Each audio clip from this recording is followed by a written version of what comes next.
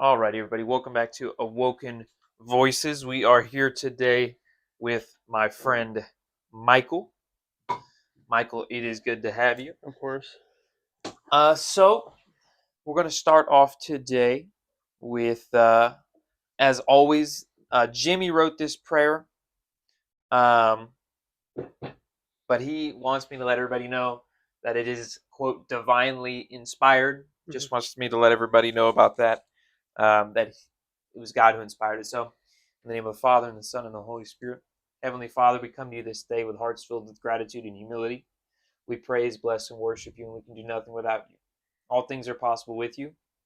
We humbly ask that your Holy Spirit fill our hearts and mouths with your word, that we may inspire those listening to glorify you in all ways. O Holy One, awaken our voices. In your most magnificent and exalted name we pray. Father, without beginning, your all only begotten Son, your all holy and life-creating Spirit. Amen. So, Michael Stone, is that Yes. right? Okay. You were born in Poth in 2004. Still live there. Yeah. You pretty much worked on cars your whole life. You've been a mechanic, welder, hunting, all around kind of man's man, I guess you'd A say. handyman, you would say. Yeah. So your parents are both Texas natives. Your mom's side is from Poland. Your dad is a Scottish Irish, which can be traced all the way back to Jamestown. That's pretty cool. You grew up Methodist until there was a split over homosexual marriage. Yes. We'll get into that. And then you went to a mega church for about a year, a non-denominational church. And then you stopped going for a few months in order to take care of your mom, who just had surgery. And then you met a girl named Samantha on a dating app, actually, who is Orthodox, and decided to have a friendly debate over theology. And then realized that she had a point, which commending to you, because a lot of people don't. They're too prideful to realize that somebody else is right. So you started digging, and then here you are. So you went to Poth ISD, and then St. Philip's College for at least 1 year for automotive performance specialist. All right. So that's kind of an intro into you. Now we get into the fun part.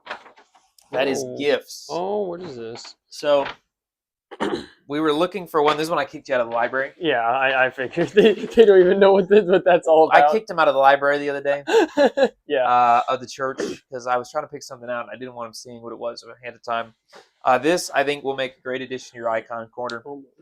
I know you love scripture, so I got you all of the authors of Holy Scripture. That's awesome. So it has from, let's see, it has going from all the way back to Malachi, Jeremiah, Zephaniah, Nahum, Jonah, Micah, Habakkuk, Haggai, Amos, Obadiah, Tobit, Jesus ben Sirach. Do you know who that is? Yeah, I've heard the name. Yeah, so the interesting thing about this icon, about him at least, he's not technically a saint, which makes it interesting. He's a righteous figure that a lot of Orthodox people have respect for because he wrote the Wisdom of Sirach, but he's not considered a saint. It's interesting. But yeah, so then you have David, Solomon, Jeremiah, Barak, Joel, Daniel, Ezekiel, Samuel, Joshua, Moses, Ezra, Nehemiah, Isaiah, Hosea, and then the apostles who wrote the scriptures. So yeah, I hope this does well for you. It will definitely look awesome up there. Yeah, you'll have to send me pictures after the fact for sure. 100%. For sure. And after I get a couple others, I'll probably put another updated one in the Discord. Yeah, absolutely. Likely. Definitely need to see that whenever it's done because I'm really interested in seeing it. So, your icon was a bit bigger than what most people get, which is why there was no book or anything attached to it. But so tell me about your early life. Like, what was it like growing up? Where did you grow up? You said Poth. What was that like? Yeah, so I've been living in the same neighborhood, and I still live there to this day. I am looking to move out at some point relatively soon so I can truly start my life. Not that I don't like my home life. I love my home life. I have two loving parents. We've lived in the same little trailer house in what a lot of people would call a trailer hood for my entire life. And a lot of my brother's life, too. Spent a lot of time there. I never moved away, is what I'm trying to say there. And we didn't grow up with too much money. It wasn't enough to where it was like a struggle, so I'm not going to try and ask for any sort of sympathy there. But I never was able to do things like Little League baseball or swimming. I'm a big, tall, skinny, lanky kind of guy, so swimming would be a strong suit for me. Never got to do that, or like football. No, no, like so. Growing up, I really can't remember what I did before. Like, my brother brought home like the Xbox for the first time because a lot of childhood, if I wasn't riding my bike out with friends, just pretending and stuff like that. So you had a Um, very like classical childhood. oh You didn't yeah, have a very modern. oh yeah, because my parents threw papers for San Antonio Express News, and I would most of the time I'd go with my dad, and sometimes I'd go with my mom because they had two separate routes. And all I would do was like bury myself in newspapers and like try and take a nap, and all they would play is '80s music. So I like to kind of say I grew up in the '80s What for the kind of most 80s part. music? Oh rock big time. So Oh you yeah. got like Def Leppard, Okay, I saw them in concert when it, they were here not that long ago. and then also you can stray into some things like Steely Dan as well, more Okay. groovy type stuff.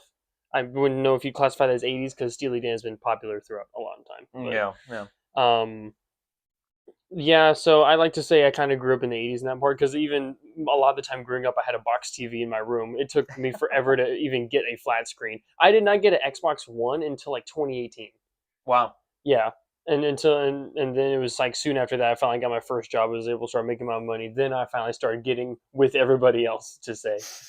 Um, but yeah, like I said, it wasn't too much of a struggle from what I remember. Like there was no problem putting food on the table or anything like that. It was just enough to do that. It was just enough to live just comfortable enough of a life. Yeah, to provide the necessities and Yeah, whatnot, but nothing more. exactly. Not lacking.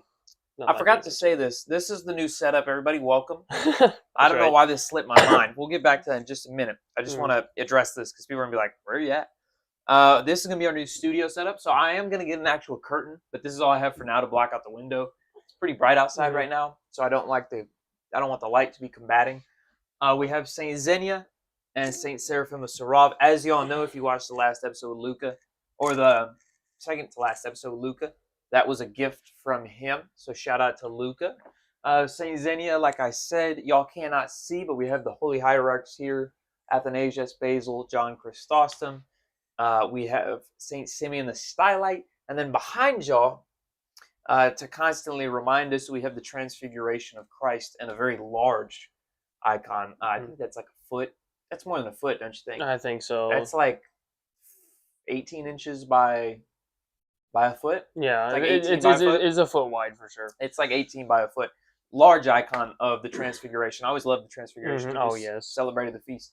But no, I'm sorry. Please continue. I just wanted to address that before everybody was like, "What is this?" I didn't really have too much more to say other than that. Just like it was a kind of like a pretty normal average childhood, like a lot of playing outside and stuff, and like I said, until I got my hands on the Xbox, then gaming became a big part of my childhood for a lot of the times that I wasn't outside, because as you know, we're from South Texas. It gets really hot, so like during times during the summer it's too hot for even kids to go play outside. What games did you grow up on? Mainly Halo. Halo was a big one, Okay. and I revisited that like about a year ago. I got a whole gaming stuff in my thing. I thought for a second I might have actually been able to go pro in it because I was actually pretty good at it, and then eventually I just kind of dropped it. Yeah. And especially now, I barely even play video games anymore. And I credit Orthodoxy to a lot of that because I started thinking like, how is this helping me, like either in my physical, like my temple per se, Yeah. or in my spiritual growth or anything like that. It's not It's helping like a me. waste of time. So Yeah. literally, instead of that, I am outside cutting wood with a handsaw, trying to get some exercise. That's what I'm doing for fun. It seems almost like I'm going Amish, but really, I'm just kind of going back to Nah, the bro, that's classics. monk lore, Wait, as we call it. that is a good word for it. Like I don't really even listen to Spotify anymore unless I really want to listen to like some certain artists or songs. But I try and listen to the radio a lot. Like a lot, not mainstream though. Mainstream radio is not that great, honestly. It's really not. But more local radio stations. Country music is like my number one thing. I'm from the boonies, as a lot of people like to say. I prefer just to say the country, but Yeah. it's mainly like country and then some rock, but mainly I'm just sticking to country right now. Like I really think Orthodoxy has had such a big impact, so it's just got me just like I don't really like the heavy fast songs as much anymore. Rap is non-existent in my life. It used to it used to be there, but that's just gone. For me, it was big. Well, also, guys, shout out to Guyan. If you don't know him in the church, you should introduce to him. He is our cameraman / he's gonna be our Jamie for the podcast. He disappeared, and then I checked the ring camera and he left. So I don't know what. Okay. I think he probably went to the Best Buy. He's grabbing our mics because we're filming on a new camera as well. So I think that's where he went. Yeah, probably. But yeah. I Anyway, feel like he would have been back by now. but no, shout out to him. But yeah, now I grew up on. Were you a big Star Wars guy? Not as much as you'd think. It's like I forgot. There was something else I just had in my mind where I thought I would be more of something, but I'm not. But yeah, not as much as you think. I mean, obviously, I've watched like the first movie, like the old like from the '70s and stuff like Yeah. that. I went to the theaters and watched like two of them, the newer ones. They were But, not that good. Yeah, they The were. newer ones. They're You great. know, there's a game called KOTOR. It's called Knights of the Old Republic. Ah, That's the game I grew up on. I used to have a Kindle Fire, and it was on there on sale for free. mm-hmm. And when you get something like quote purchase on like the Kindle or like the iPad, you have it forever, even if it was on sale like free at that point. Mm-hmm. So it was always on there. So I just re-download it, played through the first game. I played through the first game maybe like 20 times, Mm-hmm. literally, because it's the only really game I had that was fun, and I used to suck at that game so badly. Now I realize it's weird. I'll play games every once in a while. Yeah. And I realize how good I am now that I'm older. But I remember being young and I was like, bro, I can't beat this level. And then I'm there now and I beat it in 2 seconds. And I'm like, bro. Yeah. Like I'm big into war games. Like now, I just play mobile games. Like war. Like I think I was playing. There's one called like, let's see, Colonies at War. It's literally by War Games. And like right now, the U.S. and I've conquered. I started with just like part of the U.S. It looks like one of them ads that I see sometimes. Bro, yeah. Now I've taken all of South America, all of the Caribbean, all of North America. Taking Manifest Destiny to the next level. Bro, I see. all of Europe. And then now I'm like more than a quarter of the way. That's like half of Africa. Oh yeah. Half of Africa, all of Persia at least, like the Middle East. Bro, retook Constantinople. I did retake Let's Constantinople, go. and now I'm moving to take all of you. We also have Hawaii, so now I'm moving to take Japan and all that. My fleet is crazy. I have a gigantic fleet, but no, that's what I play now. I'm like, bro, if my homeboy ever conquers starts a revolution, conquers the country, they're gonna put me as Secretary of Defense. Boy's good at war. Have you seen those memes? Yeah, I think so. My boy's good at war games, so I made him Secretary of Defense. Oh yeah. That's your qualification. He's good at war games. We're gonna put him as Secretary of Defense. Pete Hegseth. So what was it like? Staying out. I mean, basically, you grew up with an '80s childhood, is what I'd say. Yeah. That's what I would say Up too. until you got the Halo. Yeah, up until then. I mean, but really, just like the Xbox 360 was like the main, like more modern influence on my childhood. Everything else stayed about the same. I still went out and rode bikes with my friends until the sunset. Came home before the streetlights came on. That whole thing. That's what I'm saying. Went and played out in the creek. Accidentally fell in the creek many times. My great uncle Pinky broke his neck and became paralyzed. Whoa! From jumping in the creek one time. Wow! But he dove in, and there was a log. Of course, you can't see. Yeah. Snapped his neck. That's insane. And then he was paralyzed all over the place. But then a nurse dropped him, and suddenly he could use his arms. So she accidentally fixed it. I don't mean to laugh. No, bro, we laugh. Oh, he laughed at it, apparently. I never got to meet him. And the older folk will normally laugh at stuff like that. That's true. Yeah. They find humor in stuff a lot. No, so what was it like in the Methodist church? I mean, what was it like growing up? Did you grow up like super involved in the church? Oh yeah, because my dad was a choir member. Okay. So there was that, and we were just normal every week parishioners, and we attended every single service we could, stuff like that. And obviously, this is the Methodist church. This is more in the, I guess you can say, the lax Protestant kind of thing. So it's not like you had weekly services and stuff like that. There's not even weekly services in the Methodist church? Not that I remember. Don't take my word for it. Not that I remember. Now, some might still do it, especially ever since the split from the Global and the United. Not that I remember. All I remember is going to church on Sunday, and that was about it. And then you had the communion at the beginning of the first Sunday of every month. It wasn't every single Sunday. It was just this first Sunday of every month, and it was bread and Welch's grape juice. It was the stereotypical Protestant thing. That's all I knew. That's all I knew besides knowing Catholic funeral masses and where they actually had the wine. It's all like, whoa, they actually have wine. It's almost like an alien experience. What Catholic mass did you go to? Well, they were mainly funeral masses because like my mom's side of the family is Polish, right? And they were we got to that earlier. So my mom's side of the family The Pollocks, they were one of the original families that settled in Santa Maria, Texas, which is the first Polish settlement in all of America. Wow. I don't know how that happened though, because a lot of the Polish are up north, like in Minnesota. So Yeah. I guess our ship got blown off course or something, and we ended up in Galveston or something. I don't know. But yeah. So obviously, Polish are historically Catholic.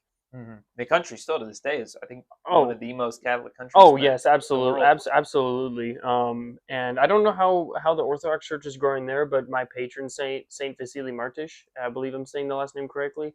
Yeah, or Martysz.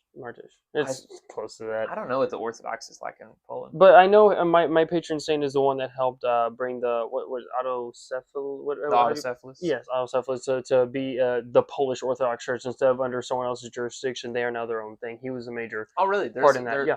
The Polish Orthodox Church have their own jurisdiction? Yeah. Oh, wow. They do, and it's mainly in Poland and Brazil.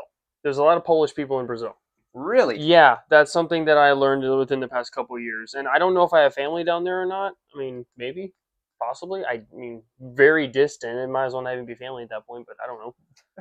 Not not trying to be mean. It's just it's so far off. It's like Whereas, like, no, you cannot stay at the crib. You are not family. Bro. You're the 17th cousin. You're not family. The 17th cousin. Not family, bro. So, so what is the difference between? Well, first off, what is Methodist theology like? What does that even look like? That's actually a good question. I never studied. I remember my dad when I was younger just giving me little bits and pieces, like talking about John Wesley and stuff he did. But who is John Wesley? That's the thing. I can't really answer that one because I was so young and I don't really remember. Is he the founder? Yeah, he's the founder of the Methodist Church. Okay. I forgot what he was before. I should have probably watched a video on John Wesley before doing this, so maybe I could remember some stuff. But like I said, it's been many years since we need our Jamie to be like, Jamie, look this up, bro. I know. He's not there and just messing around. But they're gonna think you're so mean. I'm gonna edit that out just so you look mean, bro. Oh, that's messed up. That's messed up. Yeah, I wish. And then I'm gonna make a clip out of it and I'm gonna post it everywhere, bro. Put it on the Discord. I dare you. Put it in. I'm gonna put it on the church bulletin, bro. On the shiver email. Me timbers. Every church member's gonna see him. Oh no! I'm running political advertisements against him, bro. It's like for what office? I don't know, but it's something. I'm basically making anti Michael political ads. Oh my goodness. Anyways, I wish I would have done some more research into Wesley before doing this so I can actually give some background, because I know I used to know about that a long time ago, but like I said, it's been years since we left the Methodist Church, so a lot of that stuff has just kind of fallen away. Yeah. That's all I got when it comes to Wesley himself. So you don't remember much of what does a Methodist service look like? Oh, yeah. I guarantee you, if you put me back in that church, I'll be able to remember everything. Okay. But I do know that it started. You had 2 kids with the candles come down the middle aisle and light the candles in the front, and then come back. I mean that's honestly similar to what we. I was like, at least there's some. Yeah, there's liturgical. They do have some liturgical practices in there, but that's really it. I mean, you had some hymns, and then you had I think it was Child's Time where the children came forward and got a little sermon, and then they had actual sermon time, and then I think the offering, and then if it was the first Sunday of the month, I think then it was communion. I think that was I guarantee you, I can go home and find an old bulletin somewhere and have that that service just like laid out right there in the bulletin. I guarantee you I could find one. See, I'm reading right now about it, and it's interesting because this is like this is. Interesting, because they only believe in 2 sacraments. Which are baptism and communion.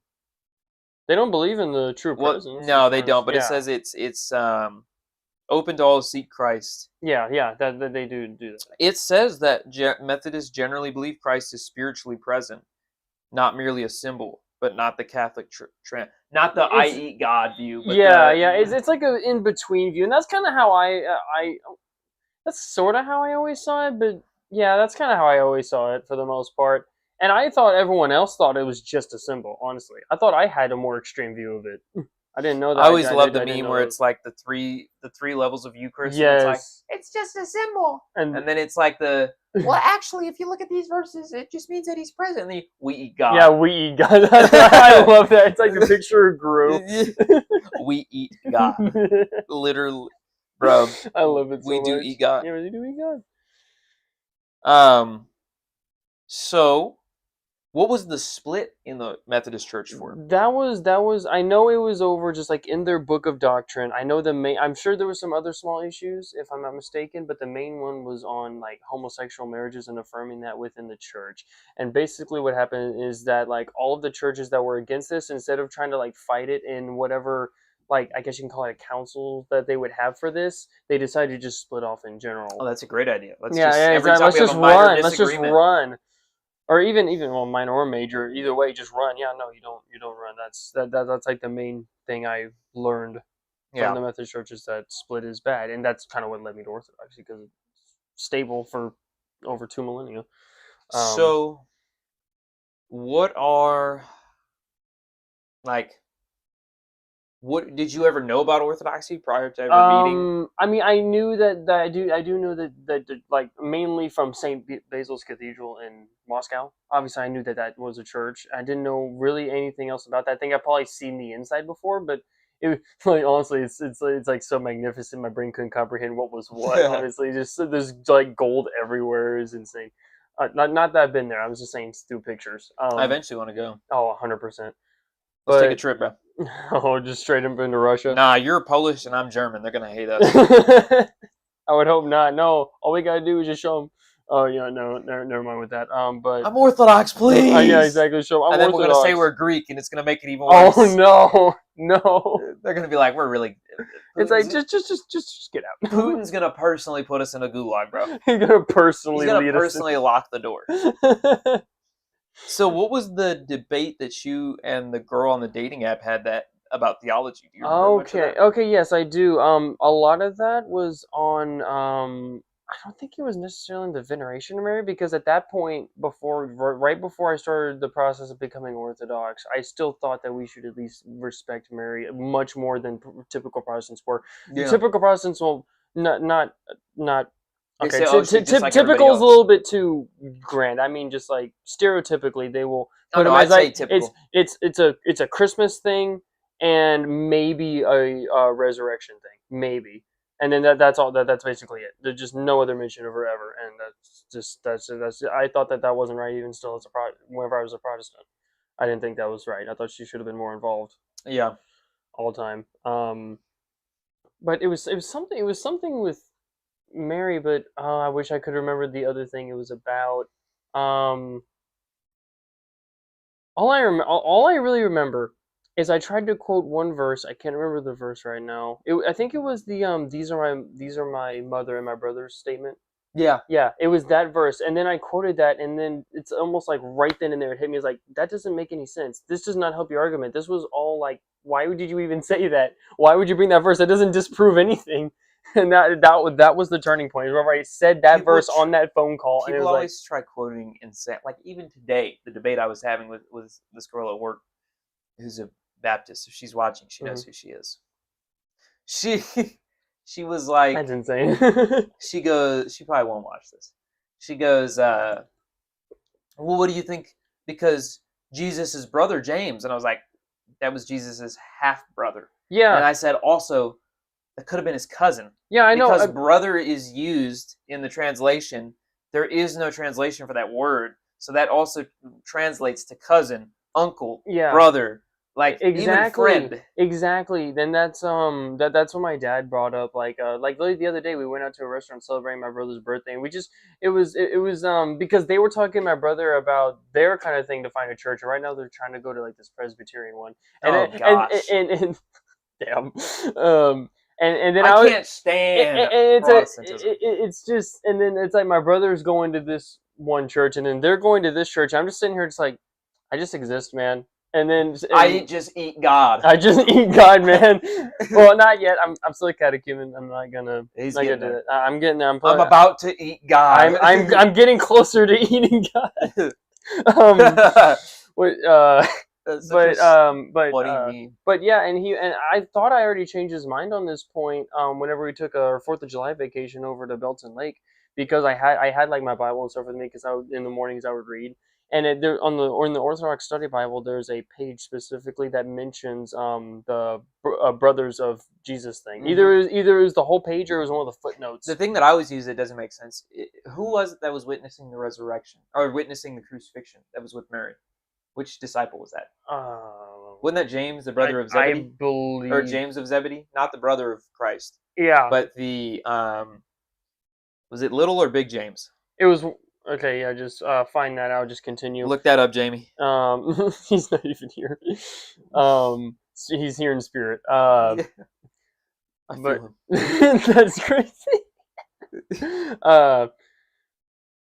Where is that? Okay, yeah, but I thought I changed his mind on that because I thought it made sense. It's like, no, the brother could mean multiple things based on the translation. Like, there's so many other words here, and I thought I changed my mind, but no. Back to that dinner, he brought up again. It's like, no, his brother. It's like, Yeah. no, that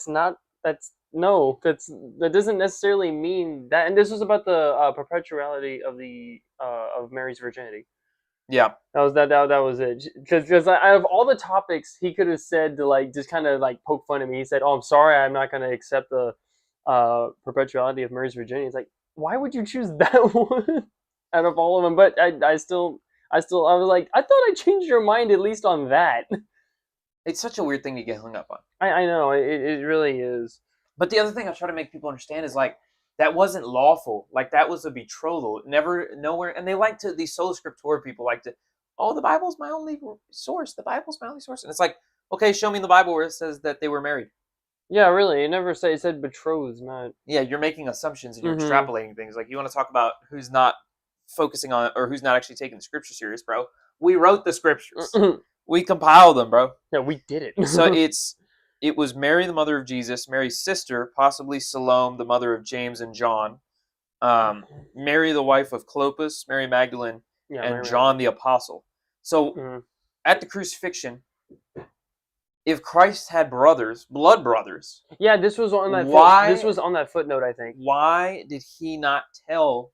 Why would he not have? Why did he feel the need to give his mother or the responsibility of his mother Yeah. to John Yeah. instead of giving that responsibility to literally any of his quote brothers that he had? Yeah, if they were really his Because if they were really his blood brothers, he wouldn't have had to say anything. It would have been implied. hmm It would have been implied. Because that's just how it worked in Jewish culture. You then Mhm. took care of your mother, whoever was the next of kin. Mhm. I mean, that was literally Jewish culture.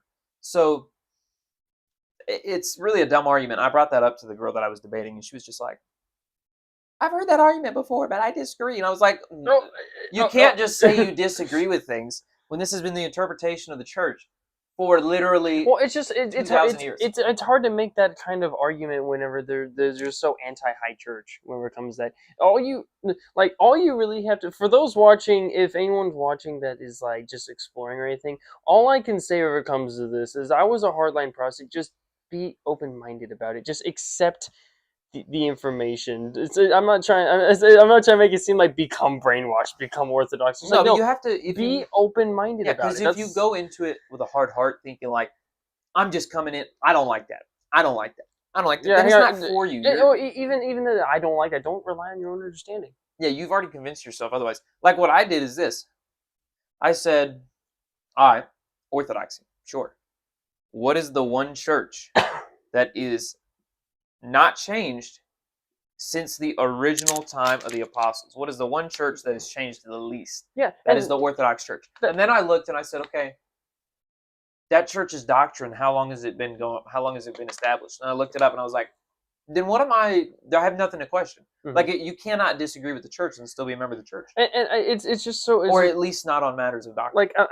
like I would assume a massive Protestant argument would be it's like somehow the church became corrupted. It's like you got two main things. One, where's the proof of this? Well, then that means Christ's a liar because Christ said, "Hell will never prevail against the yes, church that I built." and So then you're also calling Christ a liar. the church has the inspiration of the Holy Spirit as well as it is the body of Christ, and that is not corruptible. So that's two things. Like one, when did it happen? When did it somehow become corrupted to where we need the Reformation? And then two, Not only that, but there's only been one church that has withstood, out of any of the Christian churches, one church has withstood the most persecution. Oh, big time. And that is the Orthodox And Church. it doesn't help that they're already in the East and like the Islam is like right there. So that's like a big reason. Islamic for that as well. incursion and occupation. The Crusades? The Crusades. The Bolshevik. The Bolsheviks the communism. and the basically Holocaust that was done against the Ukrainian Christians. Mm-hmm. Like, no church has been persecuted like the Orthodox Church in the history of Christianity, and it's still come back, and it's now growing bigger than ever. Yeah, especially obviously in the Western world. Yeah. So, when you look at that, it's kind of like, well, that's kind of proof to me, at least. That's just an added on proof that it's like, clearly this is true. Mm-hmm. And then you also look at like I'm not saying that this is everybody in Orthodoxy, but some of the number one most faithful people I've met have been Orthodox. Mm-hmm. Out of the Orthodox community, I have found and it's not just one person. It's like everybody is actually trying to actively achieve the faith. Yeah. They're actively trying to live it out. You go to other places and people talk a big game, but then the second they get out of church, they don't actually try it. Mm-hmm. And there's such a reverence and a sorrow. And I don't mean sorrow is a bad thing. I mean sorrow is in for their sins. They're repenting. Mm-hmm. And then you get into Orthodoxy and you see how seriously your sins are. And like, you take them so much more seriously. And then like, I haven't seen that anywhere else. The lack of judgment. Mm-hmm. I have not seen that anywhere else. I mean, you got people that like you have older ladies that have been there their entire lives, and you have newer people that even still have some like tattoos or piercings, and they're there too, and they're not judging. That's what I'm saying. Like there's none of that. There's like no Isaiah, side eyes, nothing. Yeah, exactly as Isaiah. That's Isaiah has face tattoos, and nobody gives him a side eye. Yeah, no one. He has like whole sleeves. Nobody gives him. Nobody bats an eye. Mm-hmm. You have African American people. You have Hispanic people. You have Syrians. Yeah. You have. I mean, and that's the thing. The other argument is people are like, "Oh, it's too ethnic," but I'm like, bro, have you been? You say that, but have you actually been? Yeah. And they're like, "Well, no, because I think it's too ethnic." And I'm like, you can't make that judgment without actually being. I know you really can't. The only place that I would like, I'm not gonna say it's too ethnic, but it is actually truly sort of ethnic would be the monastery, because like their entire liturgy is all in Greek. Well, yeah, and that's the thing. Those people still aren't all ethnically Greek. Oh yeah, I know the people there aren't. I'm just saying the actual culturally, practice. yes, but that's because it's a monastery. That's the Mount Athos way, Mm-hmm. Which is what they follow. They follow the Mount Athos tradition, which is keeping the Greek tradition in America. Now, there's some controversy over that. Me personally, I'm like, whatever. If they want to preserve the religion, or if they want to preserve the language, who cares? Yeah. Like, as long as the monks are still speaking English, sure. Yeah. But that's the thing, is that's like ethnic. I mean, like, if you look different than us, you're getting kicked out. It's like you wouldn't find that anywhere in the Orthodox Church. Mm-hmm. Now, if you go to Greece, yeah, that'd probably happen. Yeah. Because that country is all Orthodox, and they all act and they all look the same. If you go to Russia, yeah, they might look at you a little weird if you don't follow the customs, because it's like. And that's one amazing thing about how America is. It had such a melting pot, and then that combined with like an Orthodox view of love, and it's such a great combination. It really is. Oh yeah, and yeah, that's what I'm saying when people are like, "Oh, it's too ethnic. I just wouldn't fit in," and I'm like, the jurisdictions is just because the people who came from those countries wanted to preserve the language, and they wanted to stay together culturally, and I'm like, that's the only thing that means. That doesn't mean like. You can't go there if you're not Greek. Yeah. Doesn't mean you can't go there if you're not. So I'm half Polish, half Scotch Irish. I mean, I'm a mutt. I'm like German and a bunch of other things. Like, I'm still going. Yeah, I'm Greek dancing for this church. I'm doing because we're having a Greek festival come October. Can you show us? Not in this small space. Hey, you have to come to the Greek festival, October. I think it's not the 17th through the 9th. I do know it's a Friday, Saturday, and Sunday in October. Is it in October? Yeah. Yes, it is in October. That I know for sure. Probably can find it on They go all 3 days. All 3 days for sure. I want to take off for work for that, but that's worth it. It's I gonna need be to fun. actually learn, and I need to take off work for all that, because that's gonna be great. It really will be. I'm about to be hitting a jig on everybody. But yeah, go to Saint Sophia's website. It might be on there. It probably will be. I would hope so. Greeks know how to party. Oh yeah. But no, so what what made you get into like automotive, being a handyman? Like what led to that? Do you think that came from having that kind of hands-on childhood where you were always, you weren't attached to a screen, you were actually doing stuff Yeah, physically? yeah. I would say a good bit of my childhood I was attached to a screen, but I think I had just enough of not to where I had like an escape from that, which is what I'm trying to do right now. I'm trying to limit my time on the phone as much as I can, even though I'm really bad at it right now. But I'm trying. That's the thing. I'm trying. I'll get there. Yeah. But anyway, but yeah, the main thing started like helping my dad do oil changes and then brake jobs on the cars. That was where it started because like my dad like doesn't know as in depth about cars. Like he can't rebuild a motor like I can at this point. And I don't mean to say Dog, I that. need I you to don't. change my coolant pump The water pump. Okay, well, I can do that. or whatever the coolant uh, thing is. I don't know. yeah, it's a water pump.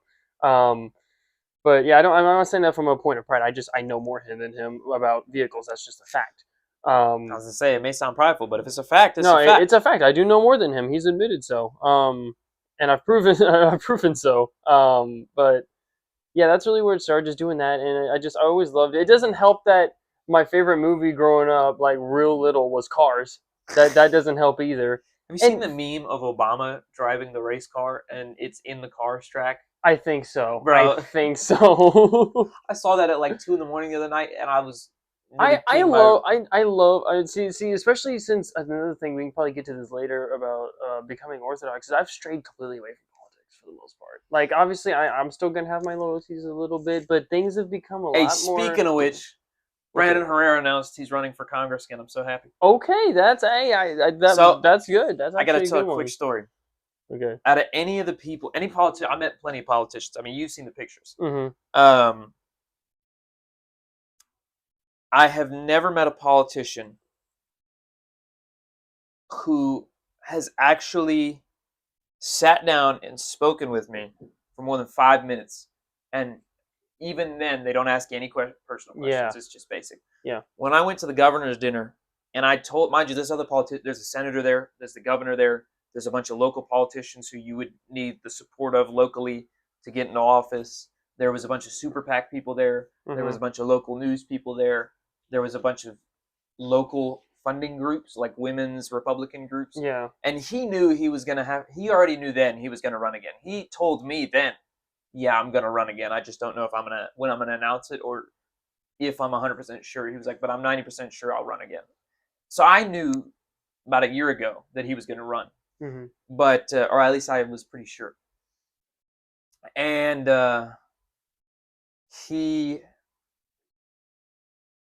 I told him, I saw him at the event, and I was like, oh my gosh, it's Brandon Herrera. Like, I was a fan of his YouTube before that's before he ever ran for Congress. And then when he ran for Congress, I volunteered for him before I could drive. And I would have my neighbor, and we would spend like 2 nights a week for like 2 months going door to door in Chavano Park and door knocking for him.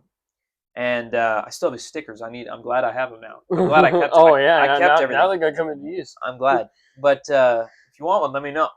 But no, his little slogan was "Let's go, Brandon." It was hilarious. Oh yeah, because yeah. But no, so I went up to him. I shake his hand. Mm-hmm. Good to meet you. Whatever. Yeah. He sits and he talks with me for 20. This is an official endorsement, by the way. He sat and he talked with me for 20 minutes when I told him I volunteered for him, and I said I went out of my district to volunteer because of how much I believe in what you were doing, and I trust you. He took me out and showed me. You remember when he put the turret on the Cybertruck and made it the hog? Yes. He went and showed me the truck. Oh my goodness, that's insane. So I got to go see the truck. He took the gun off. Yeah. But I got to go get in the back, and the mount was still there. Oh my goodness. But what is it? The Warthog? Yeah. But yeah, we went on and looked at it for a couple minutes, and then we came back in. But he took me and one other dude to go look, and then because he was parked like right outside, and then we come back, and he spent the next like 15 minutes, 10 minutes talking with me, just personally. And a bunch of other politicians came up and tried to talk to him, and I kid you not, he shook their hand and was like, "I'll talk to you in a bit." Mm-hmm. And then went back to talking to me. No politician has ever showed me that level of respect. You don't hear about that from politics, which is one reason why I've strayed away from politics for the most part. A lot of politicians, like, they're so self-serving. Yeah, they really are. That's why I will always, no matter how many times he runs for Congress, mm-hmm. no matter what he runs for, I will go volunteer for him and I will support him because nobody has ever showed me respect like that. Mm-hmm. And I'll tell you what, that's how you gain voters' respect, and that's how you gain people whose like loyalty, like me. Mm-hmm. That's how you gain people like me's loyalty, is by actually showing that you care about the Yeah. people. It's like you see each other as humans, not as voters. Exactly. Yeah. And yeah, he's the only person who's ever done that. I've met Jim Jordan. I've met the governor. I've met a crap load of local politicians. Not even local politicians Mm-hmm. do that. And I don't have any really realm of political influence. Yeah. I'm just a campaigner who knows a lot of other politicians and PAC owners, and that's it. So I know people, but I'm not like politically powerful at all. Yeah. Other than like if you're local and you want to get in a super PAC, and I tell like if you want the PAC support for the pro family PAC, which is like the anti-abortion PAC, the pro life PAC, if you want their support, and I go and tell the leader, hey, I don't like this person. Here's why. I've gained his trust that like he and I will talk about it, and I have at least not a big influence, but like I have an influence there. Mm-hmm. But other than that, I don't really have any, and no congressman needs that PAC to win. Yeah. And only really local politicians who run for city council and whatnot. But it's like even the city councilmen don't spend that time talking to me. And yeah, that when he did that, I walked away and I was like, wow. Yeah. I bet that's an awesome experience. I think the main experience I ever had with like an actual politician was it was before my freshman year of high school. We went to DC. Yeah. And we were walking like by the White House, and I think it was the Treasury building. I think it's like right by the White House, if I'm not mistaken. I don't. I'm pretty sure it's I've never right actually there. been to It was DC. on that street, and then all of a sudden there is swarms of police everywhere. It's like they spawned in. It was out of nowhere. Trump pop out? Yeah, because we really? ended up walking this way, and the motorcade came by, and at that time I was a lot more just like full on MAGA. This was his first term. He was actually doing a lot of really good stuff this first time around. And so me and my dad both had Trump hats on, and we were the only ones right there in the front that had it. So Trump had to have looked directly at us and waved at us. Did he wave at you? Yeah, yeah. Oh, that's pretty because, cool. like I said, we were the only ones wearing Trump hats in the entire line of people right there in the front. So he had to have seen us, and he had to have been the one we were waving at. I know his Secret He was Service waving. sniper. Oh, really? Yeah, through a friend of a friend. I won't say who, and I won't say the Yeah. service member's name. But shoot, I actually don't even know his first name because it's like Yeah. I don't, and I also wouldn't say it if I knew because I want to protect the guy's Of identity. course. But yeah, no, I know him, and he's the guy who took out the shooter. Oh, wow. Wow. Dang. Yeah. So when you see the videos of the guy up there firing with the sniper, that was one of him. One of the two of those guys was him. Oh, wow. That's insane. I was supposed to go meet Trump in Austin the Yeah. night of the governor's dinner, funny enough. But he had just gotten shot, and I was like, I'm going to back out of this one. I'm going to chill out for a second. I was like, I'm going to back out of this one until, like, I want to meet him, but maybe I can go meet him in the White House or something when he gets elected. I was like, I don't want to. I just want to take a moment to appreciate how fast that year went by, because it was just like recently that's 1 year since that attempt was made, and I was like, wait, it's already been a year? That feels That like it was year like did go 5 by. months ago. Not only that, I remember where I was when it happened. Me too. I was at work. I remember seeing the reports, and my mom texted me. I was like, what? I was at a Catholic Axe Retreat. I don't know if you know what those are. Oh, yes. But I was at a Catholic Axe Retreat, and Dell, who's a friend of mine who's a Republican, she's a public figure, so it's not like some secret. Yeah. She's met Trump multiple times at Mar-a-Lago. Mm-hmm. Like, she gets personal invites sometimes to go. And Wow. she was going to help me go to Mar-a-Lago to meet him at some point, but I opted out of it when he got shot. Yeah. Or after he got shot. And I got a text from my brother. We didn't have much service. I got a text from my brother saying Trump got shot. And I went, and mind you, I'm trying to help the retreatants because I'm helping to lead it. So I hadn't been looking at the news or on my phone at all. I was trying to take a break from politics. And I saw it, and I was like, and then I saw what he did, and I was like, bro, that's the most gangster thing I've ever seen. Bro got shot, and he was pumping his fist. I will say, Teddy Roosevelt did it better though. Teddy did do it better. Bro got shot, and he got kept shot, delivering the speech. he kept talking for 2 hours. The second Trump got shot, though, he won that election. Oh, 100%. That's definitely Kamala didn't even have a chance after he got shot. I don't even think she had been announced yet. Yeah. Well, maybe. I don't remember if she had. Well, announced her everyone knew campaign that it yet. was going to be her at that point, Yeah. for sure. Yeah, she pretty much got selected. Mm-hmm. But no, yeah, like as soon as he got shot, I knew he won that election. Mm-hmm. I literally went Well, That's what all the comments were saying too. I was all like, yeah, no, this is it. I was like, this is like a defining moment in American history. That picture of him with the American flag behind him, yeah. I was like, bro. And then the Secret Service agent going, you know, he's the director now, right? Oh, really? Oh, that's right. Yeah, I heard about that. I remember they made that kid at his first. It wasn't an official State of the Union. He was addressing Congress, but he used it as a State of the Union. It was a really smart thing. I'll say this: Trump and I have our disagreements on a lot. Oh issues, yeah, especially absolutely. now becoming orthodox. Oh, absolutely. That's my main thing. The reason why I'm stepping back. I'm not saying with the Epstein stuff that's come out. Yeah, that's kind of got me like, what? That does not look good, dog. And at first, to me, I mean, there are reports that he and Epstein had a falling out because when he banned Epstein from our. Oh yeah. I know that. I wouldn't deny that. But I'm like, bro, you knew Diddy and you knew Epstein. Like, we gotta. There's got to be something. Like, this isn't good. This isn't a good look for you. And you were a known playboy in the 80s and the 90s. So, like, this is a bad look. Mm-hmm. And I'm like, politically, even if it's, like, not true, it's still very much a bad look. Yeah. Well, that on top of everything with Israel too. That's kind of he's very much controlled by Israel, and that's the one thing I never. Yeah, see that's one thing that I realized between like the 2016 run, the 2016 term that was great. That was great. It was good, but it could have been better had he had the right people. Oh, absolutely. The problem is other than Ben Carson, almost his entire staff was just a bunch of insiders.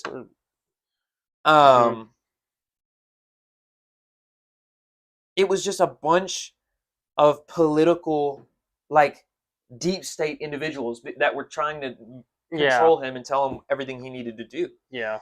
The problem with that is he literally came in saying, like, bro, I'm not going to take any of these deep state people. I'm not going to do anything like that. Mm-hmm. And then he brought in, like, Flynn and all these other people that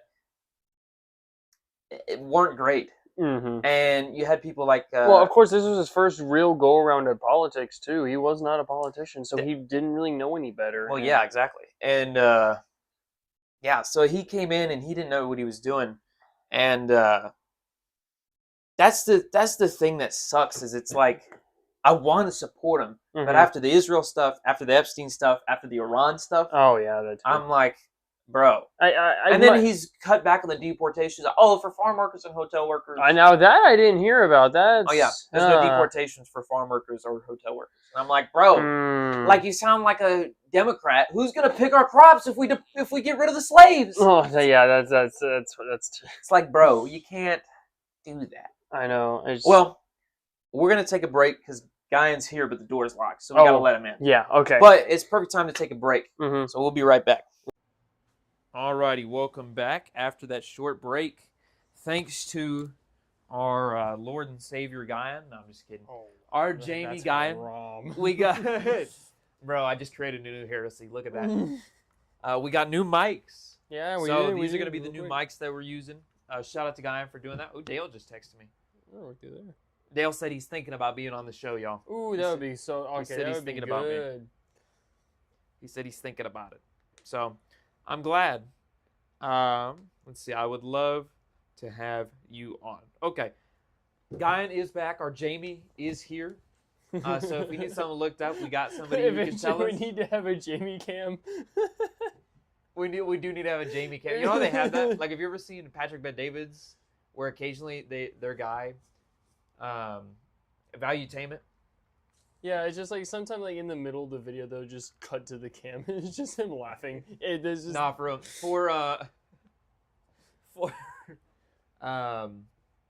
Halloween, their editor, their Jamie, he had a costume and it was a big box and it said free mammograms and they were right here. There was two holes right here. That's insane. It was great. That's insane. That was great. I need to do a Halloween episode where we dress up when we come in. I was always Was your family anti-Halloween? You never got to dress up? No.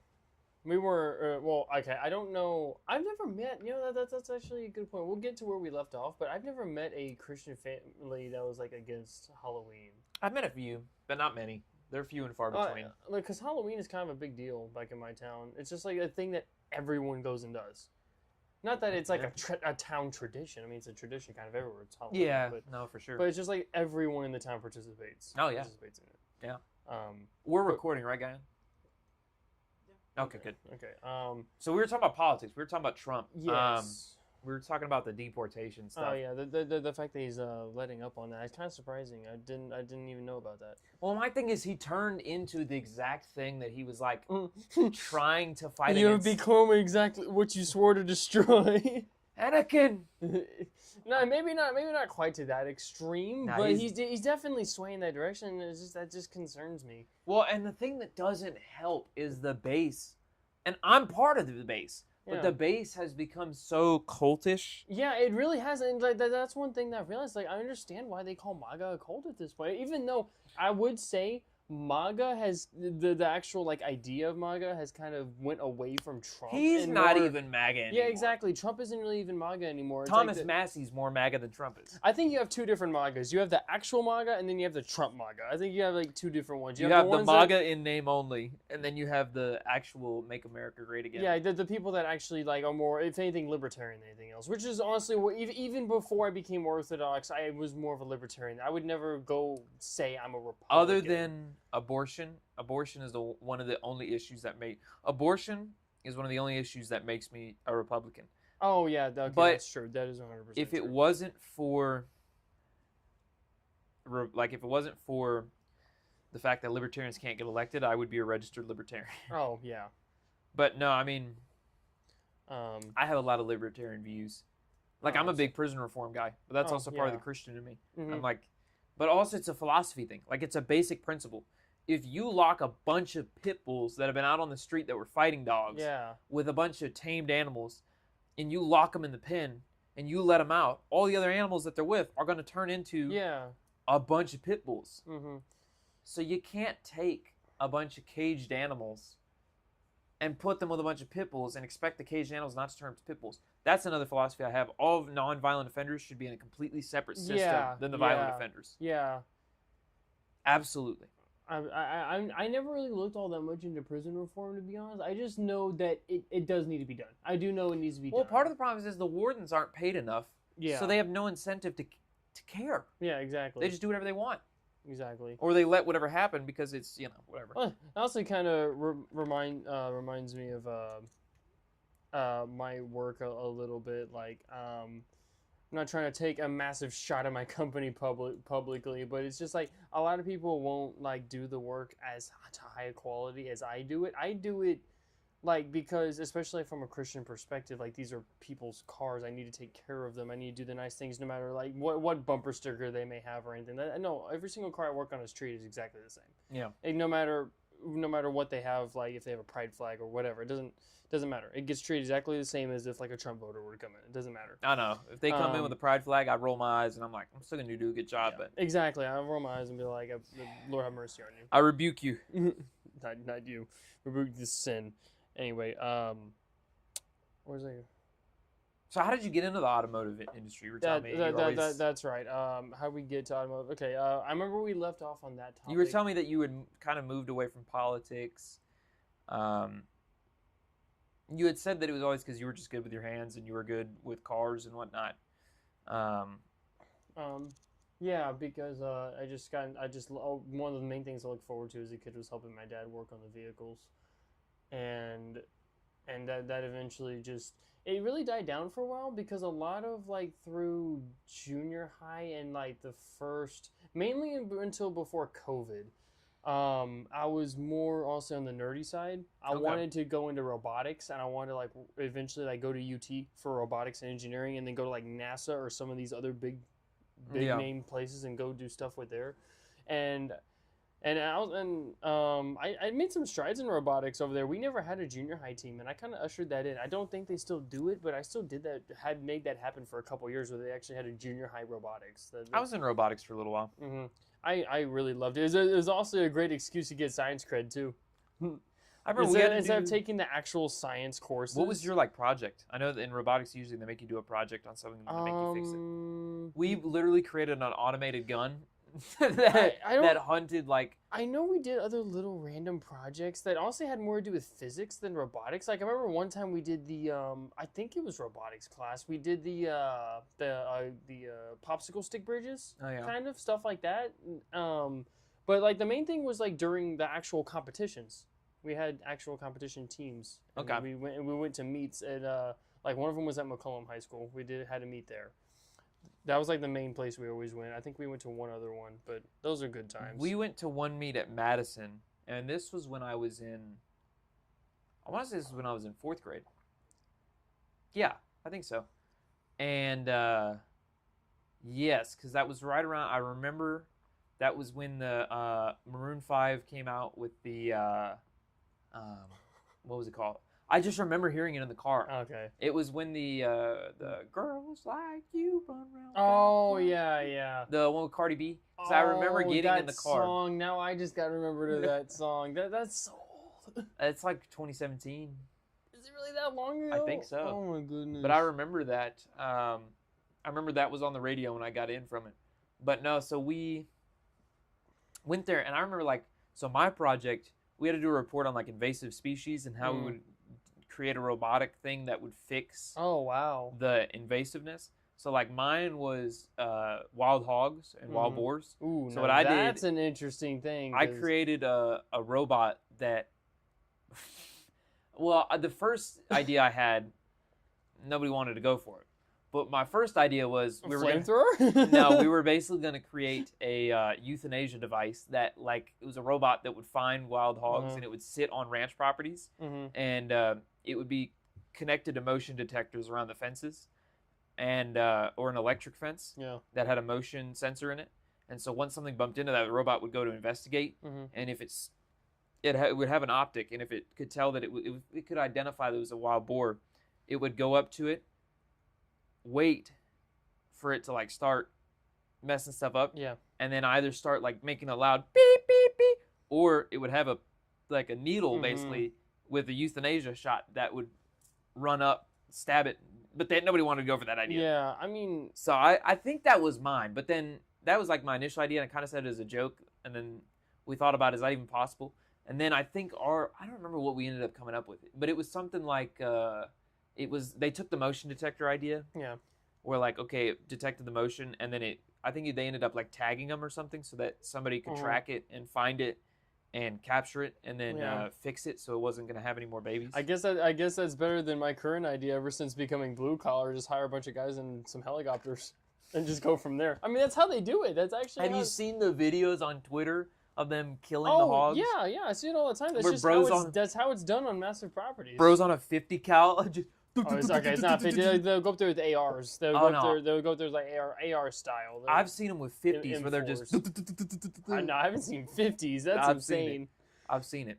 Because there are people who own like the gun ranges and stuff, so they're legally allowed to have them. And they have like a gun mounted like 50, and they're sitting there. Or they take like a 308 auto. That's insane. Like a what is it? Like a LAR, I think they call it, or an SAR, or whatever they're called. And they. That is it's crazy, insane. What led us to robotics again? It was. We were talking about some of your interests, but yeah. Music. So tell me about music. Okay, yeah, music. So my dad was back in like I don't think it was in the 70s at all, but like mainly in the 80s and into the 90s. He was with a band called The Emotions. They played a lot of like dance halls and stuff around a lot of this area of South Texas. Apparently the South Texas dance hall scene is actually kind of a big deal. Like just all of South Texas, not just San Antonio, but like going towards Cuero and stuff like that. Apparently it's a big deal. And I had a couple of teachers that like way back in the day, they went to those dance halls and saw my dad perform because he was the lead singer and everything like that. Oh wow! And eventually, after all that, can you sing? I would say so. I'm not gonna do it right now. Nah, sing for us. No, I can't. No. Are you like a tenor? Or are you a baritone? Well, I would have to say that I'm what I played originally in band, and that would be a trombone, so a baritone. Give me some. I can't do. Give me like a Marty Robbins song. A Marty Robbins song? Or give me like a. I can't sing on the podcast. Nah, sing on the pod. If it's bad, we'll cut it out. Oh my goodness. Let me hear something. I gotta even think. You gotta cut out the part where I'm thinking. Let me pull up some lyrics for you. No. Okay. Oh my goodness. Sing Big Iron, bro. You know the lyrics to that. Do I? Because I can't remember. You don't remember Big Iron? No, I know Big Iron. You put me on the spot. I can't remember the lyrics. I got you. Lyrics to Big Iron. Oh my goodness. Through the town of our Frida rode a stranger one fine day. Hardly spoke to folks around him, didn't have too much to say. There you That was pretty good. go. No one dared to ask his business, no one dared to make a slip. The stranger there among them had a big iron on his hip. Big iron on his hip. Yeah, that's pretty good. That's pretty good. Well, I'm a baritone Okay. too, so okay, like I can okay, sing. yeah, I that's can pretty sing good. because Marty Robbins, like Frank Sinatra, and all them, they were Mhm. baritones. Even Elvis, I think, As was a long as baritone. as long as you cut out that little part where I was really thinking and just go immediately to singing, We're leaving that I'm in. cool with that. We're leaving that in. We ain't gonna make him edit that out. Oh my goodness. Bro's gonna make the timestamp of the singing. Oh my god. He's actually Through the town homie, of our Frida rode it. That's home- such a good song. homie right there. But yeah, so In my this my dad cavalry. did all that. I never my dad always thinks I should go and sing though, and he's probably right. But I'm not trying to. It's not like I'm trying to make a career of it or anything like that. Can you play guitar? I could if I really wanted to. I mean, look how big my fingers are. They could. They Look how tiny mine are, bro. I'd struggle. Tiny, bro. Dog, they're like the same. Put them up. Okay, actually, no, they're Yeah, I mean, they're my a hands, little are, smaller, my but- hands are dirty right now. I don't know if the camera can pick that up. I got off of work. hey, he's a working man. You can't fault him I for know, that. I know. So yeah, I did band like from junior high all the way through high school. I think except for, no, I think I did. I think I skipped out my junior year too. I can't remember why I did junior year. I know I did senior year. I didn't do anything my senior year. I just wanted to chill out and finally graduate. Like I did FFA. Valid, I valid. did FFA in What's the percent high looking school at? too Good. as well. I did FFA in high school too. I was a milk quality. Anyone here associated FFA, they'll know what I'm talking about. Milk spitter. What was that face for? What's it at? It's a dog. Oh, okay. Well, Okay. it should be all right. But yeah, I did that, and we went to state a lot for specifically the milk quality and products side of FFA. I think the Tell what is FFA to somebody who doesn't know what FFA is. so FFA, Future Farmers of America, basically, it's just you don't have to have an agricultural background. I grew up in a trailer hood. I did not have all that much of an agricultural. Nah, bro, had a cow in the back of the trailer. No, bro. I didn't have a cow. The most we had were dogs. That's all we really had. Well, we still have dogs. Brought but- a llama too. I did not have. This is not Napoleon Dynamite. Everyone's if anyone's watched Napoleon Dynamite, there's milk spitting in FFA. That's basically what it was. Literally, the cow got into an onion patch. But no, you have like all these kinds of different events. You have certain ones for the autumn, the fall, and then you have some for the spring. Mine were all in the spring. One of the fall ones I think was Creed, where you have the entire FFA Creed. I mean, you just have all these different events. There's a creed? Yeah, there's a FFA Creed. I believe in one Brahmin. no. You just been in another heresy. I believe in one Brahmin. But It's a fun fact about that. mhm. My uncle, I talked about it. I got to shout out my uncle again. England Cattle Company. If you live down in McAllen, if you're going to go down there, stop by England Cattle Company. Some of the best quality beef. Reason being, he co-owns with another ranch one of the world's most sought after Brahmin bulls. That Yeah. is literally like Oh. if you look up the price, priceless. Mm-hmm. His sperm alone for other calves Yeah. goes for like anywhere from last I saw, like the last auction went to like $8,000 for a vial about that size. Yeah. Well, that's a lot actually. It'd probably be like a quarter of this. I mean, the vials aren't. Well, I don't know what the vial size is, but no, it's definitely smaller than this. I whatever know the that. semen vial size on average, For- last auction went yeah. for like $8,000 That's for just the insane. vial. That's insane. I had to do a counter offer there because the very first place I worked, Dean and Peeler Meat Works, shout out there. They gave me a job during high school. But yeah, they make some good stuff too. If you're like just South Texas area, they have a store in La Vernia. I think that one in Victoria, and then one in. Mom's about to be home. If you just want to shut the door so that way it's not making a bunch of noise. Okay, cut that out. But yeah, shout out to them for giving me a job. What at were high you school doing for there? 3 years. I was cleaning like the first I started cleaning barrels. That's where everyone starts, and it It's just all like just the leftovers from the cleaning process. Yep. And you got the truck that comes and then you dump all that in there. Then you just clean out the barrels. It's really bad at first, but as soon as you get used to it after like the first 2 days, it's fine. Like you get used to it insanely easily. Yeah. Once you're done. And then you move inside where you clean the totes, which the totes hold the actual meat, so it's less gross. It's less grotesque at that point. Yeah. And I'm saying this from a perspective of someone that's not around this industry, not from my perspective. From my perspective, I don't care about any of it. It's just like it's daily life down there. Yeah. Yeah. It is cool though, because for me, I remember going down there for Christmas and some of the other holidays, and I'm used to living in the city, so going down to the ranch is like a paradise for me. Oh yeah, because I get to just go run around. Well, even going to my ranch is a paradise for me, even though I live out in the sticks, because it's just that much more remote. And although their house, I swear, is haunted. That house is so old, and they've just like built off of it, and like they have the office. Now the office is pretty new. At least the downstairs is. The upstairs is like ancient. Yeah. Because they just built an office off of where you go up to the scaffolding to like overlook the cow pens. Yeah. And the office is nice because it's pretty new. But even that feels a little haunted. Something like this, their ranch is, I think it was her, I know it was my aunt's dad's first. Back in like to put it in perspective, I think Uncle Mike was born 1960 something. Or 1950 something. Yeah. So to put in perspective, that's her dad's ranch, probably in like the 20s, 30s. That's no, we bought our ranch during the 50s because it was right before. It could have been around there too. I don't know. I know it was during the 50s. We eventually bought it, no, the 50s whenever the drought happened. I'm not sure exactly when we bought it.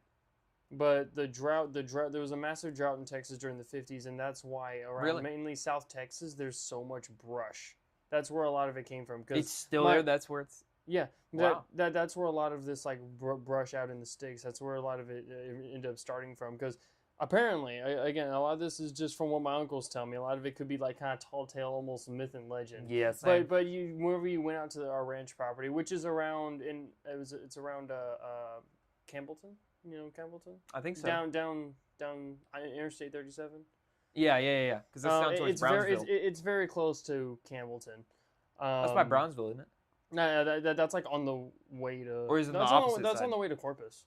No. 37 goes. Oh wait, you're to saying Corpus. Campbell's on the way to Corpus? Campbellton, yeah, because.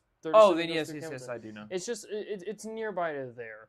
But either way, apparently that entire area, whenever you used to go out there before the drought, you used to actually be able to like see through everything. There was just trees and stuff. Then the drought came, made everything so dry, and then the brush came. That's over by George West. And George West. Yeah, that's another one. So, fun fact: do you know when you're going down 37 and there's that huge mansion to the right? When you're going down, I know a lot of huge mansions out in the sticks. Do you know what I'm talking about? When you're going down towards Corpus, there's a big mansion out, huge building. I would probably know. Do you know the ranch that has the church on it with the big? It's the horse ranch. When you're going south, it has on 37. I might if I saw it. It has the horseshoe on the entrance. There's a big horseshoe on the entrance. I couldn't tell you right now. I'd have to go and see it. Crashing out. All right. Nah, if you go down there, there's this building. I'll see if I can find it. It's down by like Sandy Oaks when you're first going south. Okay. Like down 37. And I say it's around Campbellton. We never like go into Campbellton. That's just the closest major town to where it's at. It's actually in a place called Fashing, which isn't really even a town. It's just an area. Technically, Campbellton is not even a town according to this. I mean, there's a Campbellton cemetery, but it's literally like 1, 2, 3, 4, 5, 6, 7, 8, 9, 10 roads. Like that's. But yeah, Campbellton is the closest quote unquote major town to where my ranch is. It's really in a place called Fashing, or Peggy, one of the two. It's just these little quote unquote areas are just like right next to each other. I know what you mean. I'm trying to see where so that mansion going south. Oh, I think this might be it. No, that's not it. I know it's somewhere around here. You're gonna have a lot of editing to do. I am. There's no way we're gonna. I don't care if this is left in. Is that it? Well, you got it. No, Yeah, it's yeah. I not. think is someone really going to want to watch all this? Who cares? You know what I'm saying? Okay, they could. Yeah, there is a skip option to just like Yeah, you can go literally ahead just press 10 the plus seconds. 10. So basically, there's this mansion out there going south on 37, Mm-hmm. and it's to the right, and you see it every time you pass it. Like if I showed you pictures, you'd be like, oh, I know what that is. And it's really random because it's out in the middle of nowhere, and it's abandoned. Mm-hmm. And I've always, since I was a kid, You know what that sounds like to me? A fixer-upper. well, actually, it's for sale right now. Oh, But perfect. since I was a I kid, can't afford it though. No one can. since I was a kid, I have always seen it and been like, I wonder what that was. Well, a buddy of mine who works at the mall, I couldn't find it on Google Maps, but anyway, he told me the other day. What about it? Top it off. No, I'm chilling. Okay. He told me the other day. He goes, "Oh, do you know that building off 37 that looks like an old abandoned mansion?" I was like, "Yes, finally somebody knows what I'm talking about." Mhm. And he goes, "So my dad told me that back in the 40s and earlier than that, when all the cattlemen used to come up from South Texas, and they would drive the cattle up, Yeah. and all the oilmen that lived around there, when it was really like all the oil was still around Yeah. there really big, it's moved down towards Corpus and like more towards the coast and offshore Well, drilling. except for Eagle Ford, Yeah, that too. But because that's like right south of where I live is all of Eagle Ford. It's like we live directly above it, like but it was when 3 it miles was above it. really booming around there. Oh, Like, yeah. when they Uh, first yeah. struck it. Mm-hmm. And he said that going down there, that used to be the brothel. Ah. And he goes, that's why it's for sales, because nobody wanted to buy it. And he said there was, like, it's always been a thing that has been abandoned since they made prostitution illegal, that it's been Mhm. abandoned since then. And he said multiple people have bought it and like tried to renovate it, and then it ends up going bankrupt, and then it ends up becoming abandoned again. Mhm. So he said it's happened like multiple times, which is true, because there's multiple times where I've seen it where I'm like, I swear there's somebody in there. Like I see a car there, Mm-hmm. and then a for sale sign comes up. But it's interesting. I didn't know it used to be a brothel. Oh. But there's a lot of lore around like 37 going south. Yeah. There's lore there in those small towns. Big time. There is I wish I could remember the name of the show. There's a guy that just like goes around. It's on. Is it on KLRN? I can't remember what it's on. But we got a video. We got a recording of the show, and they basically went around all of the area where I'm from. They just didn't go to my hometown, which is like another 5-minute drive from the furthest north town. What were they looking at? They were looking at the Polish area, all Oh. of the heritage in that area, and Was it haunted? oh, there's a lot of haunting legends there. Like one of the towns, I don't know why I can't remember the name. That actually bothers me. One in the world. One of the towns actually was like a Wild West town. Like there were duels and stuff all dang. the time. Yeah, I can find that real fast. I don't know why I can't remember. It's not Czestochowa. No, I'm a big believer in the paranormal. I don't know what the orthodox explanation is for it. I don't even know if there is one. Yeah. There's weird stuff. Like I had a Helena. It had to have been Helena. weird encounter with a skinwalker. Oh. In yeah, that was fun. In where was it? They're building a Bucky. It was one of the first Bucky's was there. It's where the Come and Take It happened. What the heck? Gonzalez. Yes, Gonzales. It was it's right outside Gonzales, basically Mhm. the ranch is. I don't remember what it's called now, and I'm not going to say it either way because I don't want to get sued. Uh, But by the owners. But we went to do the retreat there, Mhm. one of the axe retreats. That wasn't where I found out Trump got shot. This was before that. This is the summer before Trump got shot. So, and it used to be a yearly thing. Like I'd always go and do them.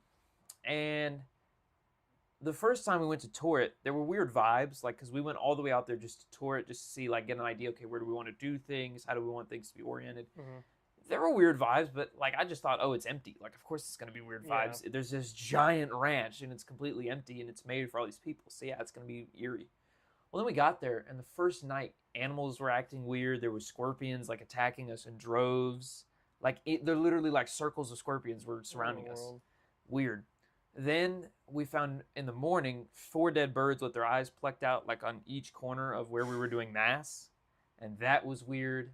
And then, are you a believer in all that stuff? And then we ended up. Have you had experiences? We have to. We're gonna have to talk about that on your episode. You're gonna have to be our Jamie when we do our episode. Oh, I'm gonna have to be because I've not had any experiences. I've had some. I mean, not close to anything with the Skinwalker. Well- but something definitely really really weird. But it's it not, gets significantly worse. It could just be a big like coincidence. So it's Remind me nothing to like ask this. him about his experience after this. Okay. So then a little later, there was some other weird stuff happening, like lights were going off when nobody was near, lights were turning on when nobody was near. Mhm. But we just thought like, okay, it's old, like stuff's just glitching, there's some stuff short circuiting, whatever. Well, then there were like shoes that were getting moved when nobody was in the room or nobody was in like the halls and stuff, and it was weird. And we thought, like, I was thinking, okay, maybe somebody's going in the room and messing with us. But also, the only person who was in that building was a priest. So I highly doubt the priest was going in my room and taking my Jordans and putting them on the top of my bed. Yeah. And when I left them on the floor. So there was just weird stuff like that. And then, this is a creepy story. So, I hate to give this stuff attention, but it's interesting to talk about. Yeah, it is interesting. So there was a buddy of mine.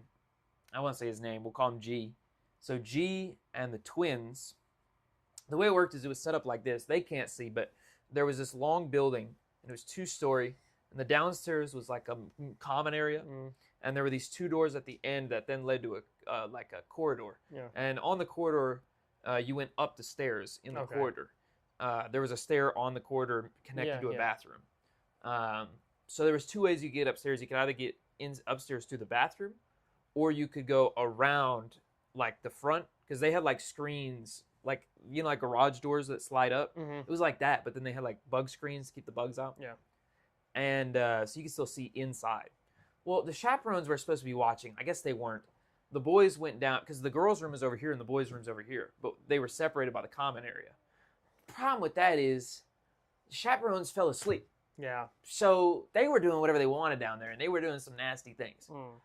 Terrible. I had to confront some people after the fact and be like, bro, you're at a church retreat. Like, chill. But G, almost said his name, and the twins were down there to get water. That's their story, at least. And now it's true, the water was downstairs. We had 2 water jugs on each side so that the girls could get water and the boys could get water. But the boys got water and they went to sit in the common area for a second. Yeah. And we good? They went to the common area for a second. Just tell me if something's not good, basically. We went to the common area, and they hear but like on metal, on an AC unit. Yeah. So they're thinking somebody's working on it. But then they don't have their watches, so they don't know what time it is. Well, it was like, I asked the chaperones, had to have been around like midnight. Or like 11-ish, somewhere around there. And they go peek their head out. Of course, G's white gene kicks in, and he decides to go look at the scary noise in the middle of the night. Yeah, that's And a good idea. He goes and he looks, and there's nothing there. So they're like, oh, this is weird. Like, what was that knocking? Like, what is this? Well, then they hear Oh, yeah, okay. At that point, I'd start running. behind them. That's what they do. They hear it behind them. So they start booking it. So they say that behind them, they hear, Oh. but like they said, it didn't just sound like grunting. It sounded like a bear was behind them. Like, like guttural grunting. So they run inside. Now, the way it worked outside is there was a door that you opened to get into the corridor to go up the stairs. Yeah. They opened that door, and they said it slammed shut to the point that the entire corridor shook as they were running up the stairs. Because they were just like the little gym stairs that are like metal. They're like metal. And he literally said, they said the stairs shook. Now, I asked the chaperones, I said, was this true? Because I didn't believe them when they told me this. G is not a crying dude. Like, he's a white guy who wants to be black. Like, he's trying to be this gangster. He's trying to be this tough guy. He goes to the gym. He's trying to be this, like, guy's guy. He was apparently, and all the other guys corroborated this, was crying, freaking out. And they said, like, he wouldn't even speak. Like, hysterically crying, freaking out, being like, what was that? And they said the twins were, like, not crying, but, like, they wouldn't leave the bed. They weren't going anywhere on their own after that. And I asked my boy S, who is G's brother, I say, was that true? And he goes, bro, he doesn't cry. And he goes, I've only ever seen him cry one other time. And it was, let's put it this way, the only other time he's cried is when something like 9 out of 10 dramatic happened. Mm. And I was like, that's weird. So then we had other stories of like animals were acting weird. Like I was walking down a path and there was a coyote just smiling at me in the woods, and he was just staring at me. But I kid you not, he was smiling. I think I don't mean to rain on the parade that, but I think coyotes do that. They do. But the Yeah. weird thing is, he sat there and just stared for like a while. Because I just sat there and I was like, this is weird. Have a staring 'Cause it contest was- with the coyote. It was bright outside, so I wasn't that scared because there were people walking back and forth every once in a while. I could see people. That's why I wasn't very scared. I could see people Yeah. in the lunchroom. So I'm just like, bro. Well, then the other weird thing is I'm walking back and I'll pack like probably 3 or 4 foxes. Or I'm sorry, I have that reversed. The fox smiled at me. Okay. And there was 3 or 4 coyotes that are sitting in the woods and they're staring at me. But the weird thing is I stop and I'm looking at them. This is after the fox thing. And I'm like, okay, this is getting weird. Mm-hmm. They literally look at me and they turn around and go deeper in the woods and then turn around and look at me again like they're trying to get me to go into the woods. So I was like, nah, bro, they're trying to like lure me. I didn't put 2 and 2 together when I was there. I was just like, what is going on? So G had given me, I knew he had a knife. I knew G had a knife on him. So I had G give me a knife that I was carrying the whole time, and I was carrying another knife. So I was dual wielding. I was akimbo carrying knives. Well, I had Jim Bowie. Technically, he wasn't supposed to have a knife. G wasn't because he was retreating. So I confiscated his knife and told him I was going to give it back to him at the end. Yeah. Because I didn't want like the boys to get in a fight, and G had been known to be like a fighter, Mm-hmm. and so I didn't want them to get in like a scuffle, Yeah. and then him pull a knife or something. Okay. That's the last thing we want happening out in the middle of Gonzales, Texas, Yeah. where the nearest hospital is like 30 minutes, 40 minutes away. So I took his knife. So I had 2 knives, and it was just weird. So the very last night, the way it worked, there was like a dock right here off of the main building where we were sleeping. There's a big old pond. Might as well have been a lake. On the other side of the pond, I have a picture. I'll pull it up to you after. On the other side, remind us to take pictures for the thumbnail. I just thought about that after. On the other side of the lake, there's wooded area that you can't really see into because it's dark. Yeah. Well, there's a little light off the pier, like on the edge, so you can see where the water is, so you don't like fall in or anything like that. Like you can see below you. Well, they had an oil refinery off the way, and when the nasty gas was burning off, it lit up the woods. So we're sitting there. It's the last night. My boy Jay is trying to chat it up with some girl that he likes, that he had a crush on. Me and the leader of the retreat are chilling because he and I were like best friends at this point. He and I are just sitting out there chilling, and we had been jokingly saying the whole time that it was a skinwalker doing all this. It was a skinwalker doing all that. Well, that is exactly what summoned the thing, I'm convinced. Because my boy Jay, who I'm still friends with, would not stop being like, oh, it's a skinwalker. I kept telling him, I was like, bro, you're giving it power. Like, the more you talk about it, the more it's going to show up. So then the leader goes, bro, what the F is that? He wasn't one to cuss. And so I look. Mind you, we're sleep deprived because as the leaders of this retreat, you're maybe getting like 3 hours of sleep a night, if even that. Yeah. And I still get like shakes now when I think about it. Imagine the goat man from Narnia, but with antlers and like 9 feet tall. And it's standing like a deer on its hind legs. It's almost like with like reverse knees. Terrifying, bro. Like basically a goat on its hind, it's almost kind of like a Wendigo. Yeah, it looked like a Wendigo, but skinwalkers are known to look like weirdly decrepit animals. Yeah. And it was like that. It was like a deer with weird shaped kind of dilapidated antlers, and it had like it was too tall to be an actual deer. Also, deers cannot stand on their hind legs for that long. Well, yeah. I mean, this deer was standing for like 3 minutes while the gas was burning off, and I was like, bro, that's a tree. Stop tripping. I thought we were just sleep deprived and we were seeing things. Yeah. Like we were seeing things and twisting it, you know what I mean? Because your mind will do that if you're that sleep Oh, deprived. yeah. Oh, believe me. Well, then the lights come back on about 10 minutes later. It's gone. Oh. And then we hear, imagine a coyote, like a kind of thing, but a woman. And then it turns into a woman screaming. It goes from a coyote. That's La Llorona. It goes from a coyote to a woman like screaming angrily. Not like crying, I mean angrily, like guttural. And then it stops, and we see in the water, douche, and a giant ripple comes out of the water. We were like, nah, we're gone. Yeah. So we all got up, we went to bed.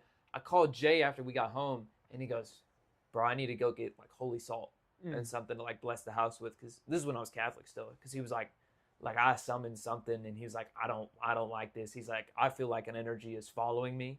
I said, bro, I'm in the city. If a skinwalker wants to show up in the city, I got cameras, bro. Show up. I was like, bro, show up. I don't know what SAPD is exactly gonna do, but it's I got some defense, but I was like, look, bro, if you want to show up in the house, show up in the house. But I had to go get holy water, and I blessed the house after a couple times, because weird stuff happened in this house too. I don't know the history of if anybody's died, but there's been some weird instances in this house where like some weird unexplainable things have happened. Yeah. Well, how old is this house?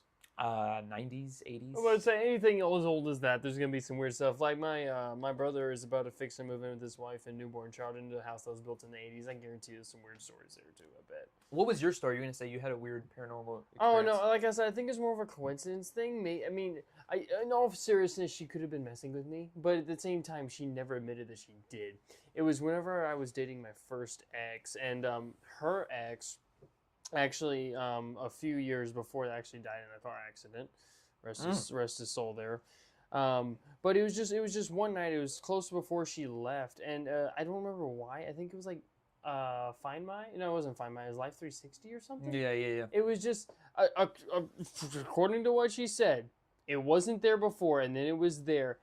The name for his location popped up. Just kind of out of nowhere. After he died? Yeah, this was like a year or two after he died, or maybe a year and a half. Ooh, bro, I don't like that. Yeah. I don't like that. His actual location wasn't there, but his name was still on the list, and apparently it was not there before. Ooh. And then I swear the room got colder. I swear it did. But bro, I feel like the room's getting colder right now. Okay, no, that's our blood getting cold from talking about stuff like this. I know the difference. I don't like that. I know the difference. I don't like that. I know the difference in my blood getting cold in the room, and this is. But that's not something to mess with about. Like that's not something to joke about. Well, I know that it's really, especially when it's your ex. Like that's why I think she was being serious, and that's really the closest encounter that I've had with anything paranormal. I'm not saying I'm a hard believer, but it's definitely cool. It's 100% cool. It's cool I don't know stuff. if it's cool. I think it's well, real, but it's also like you okay, maybe cool is no interesting would be a better word, because like if anyone knows the video game Phasmophobia, I'm a huge fan of that one. I don't play a lot of video games, but I love Phasmophobia. Well, and I don't know if ghosts really exist, but I've had some experiences with houses that I know a person who died in, like I knew them personally, and I can't go in that house without feeling like I'm being watched. And then there's times where I've had to talk with whoever was in that room that I felt was in that room. I mean, that happened next door. Not the house directly over, but a couple of houses down. I knew a lady whose mother had passed, and I knew her mother prior. And shout out to you if you're watching. And I've told her, I said, your house has a presence. And she was like, I don't feel anything. I was like, yeah, because it was your mom. I was like, of course you don't feel anything. And I was like, but there's a room. And I said, what room does she stay in? And she showed me the room, and I said, yep, that's the room. When I was watching her dogs, I went in that room. And you ever get that feeling when you walk in on somebody like in the shower, or like you open a stall and somebody's taking a dump, and you're like, oh, like you get all embarrassed, like, oh, my fault, I'm not supposed to be here. I got that feeling like as soon as I opened the door, like I wasn't supposed to be there. I literally audibly said, I'm sorry, I will leave. And I shut the door. I shut the door. And I left. So me in Phasmophobia. It's just like I open the door of the room, the ghost throws something. Nope, okay, I'm out. No, yeah, I literally shut the door and I left, and I refused to come back without my dad. Because I was like, I'm not going in that house. There's something in there. Well, how do you feel about like cemeteries? Like going to cemeteries? Because, I've never felt anything bad. So I'm very reverent at cemeteries. Like I don't walk over the graves. Oh no, I don't. Yeah, I don't. Now when I was in Germany, there was a grave in Stuttgart. There was a cemetery in Stuttgart. There's a famous composer who's buried there. So there's graves there that go back to the 14. I think the oldest one was from that we could find. They say graves there go back to the 1500s. Yeah. But the oldest one we found was from like 1720. I think that was the oldest one we saw. Maybe 16, but I think 17 was the oldest one we saw. Weird thing too, there was a whole section of the grave dedicated to Jews, and in the Jewish section there was like Masonic symbols everywhere. It was it was really strange. And I didn't know how to feel about that, and I'm not going to talk about that anymore because I'd rather not be canceled from ever having a YouTube ever again. But it was very strange. There's a lot of Masonic symbolism on a couple of like the big graves. It was very weird. But even in like the majority of the grave, then I saw Freemason symbols. Like I started knowing what to look out for, and there were Freemason symbols all over that grave. and they were always the biggest Mm-hmm. headstone, like the whole ornate Yeah. big giant that all had Masonic symbols on them. It was weird. Not all of them, of course. That's a Yeah. exaggeration, but a lot of them. Well, did. my main thing is like because like a lot of people will be scared to go through the cemetery at night. I'm really not, because like I remember one time we just stopped by because of that guy that died in the car accident. I think we. Oh, that's Scared me nice. too, bro. Nah, I'm That not chilling. scared me too. I'm the only one that's like not scared by this. Even though that is a Because you haven't had an experience like well, we I know I have. haven't had an experience like this, but I still know a lot about like the paranormal and stuff like that. But either way, it's like we went by to just. I think we had a night we weren't doing anything, and his grave is like right by the front gate. That's insane. Let's So- go visit your ex's grave. No, I wasn't with her. I was with my other buddies that knew her Oh, at that point. I was about to be like, dog. Nah, No. you don't want to go visit his grave. He's gonna be like, you stole my girl, bro. He's gonna come after you. Oh my goodness, nah. That's my way of thinking. I'm too superstitious. Where like I don't like doing stuff like that. Like when you see me at a cemetery, I will make a point to not walk on somebody's grave. Well, yeah. Well, that's just. Well, I do that. Obviously, that's just like the common sense courtesy thing. Yeah. But either way, but it's all like, I bet you won't go to that flagpole right in the middle of it and then come back. It's like if we were 6 years old, I'm like, dude, are you kidding Oh, me? bro. Walks all the way, goes past the flagpole to the back No, of the I've cemetery, and then comes all the way back. It's like, dog. I've heard What of are you terrified of? I've heard of too much weird stuff. Oh gosh, I'm getting chills talking about it. I've seen too much weird stuff at cemeteries and heard too much weird stuff that I don't think I could like do that. I think it's. I've always had a fascination for paranormal stuff. I think that's why I'm not scared of it. My I've always had fascination a invited a because lot of it in. I know a lot of my fascination is actually just with cemeteries themselves because I've always wanted to go to certain cemeteries that look so old just to go find the oldest grave. There's a Maybe guy you at can my learn work. something about people. He's a cemetery. It's- He works at a cemetery, which is crazy. I'm like, bro, you couldn't pay me enough. Nah, this is just weird. Like, I've had some other weird. Okay, I'll tell you some of them in this house. Then we'll get into your journey into orthodoxy. Okay. So the first one, we had just gotten my corgi buddy. This was right after COVID, like second wave COVID was about to hit, but this was like first wave COVID. So my dad is doing Forex trading. I feel like the video on Instagram where the dude has the wig on, he's like, so we went from Catholic to Jehovah, and my dad was doing coke, and my mom thought she was Aunt Bar with the vodka. Have you seen that meme? I think so. Maybe. And bro, that's literally everybody at the Chick-fil-A drive-thru when we're busy. They want to tell me their whole life story, and I'm like, bro, I love you, but I ain't got time for this.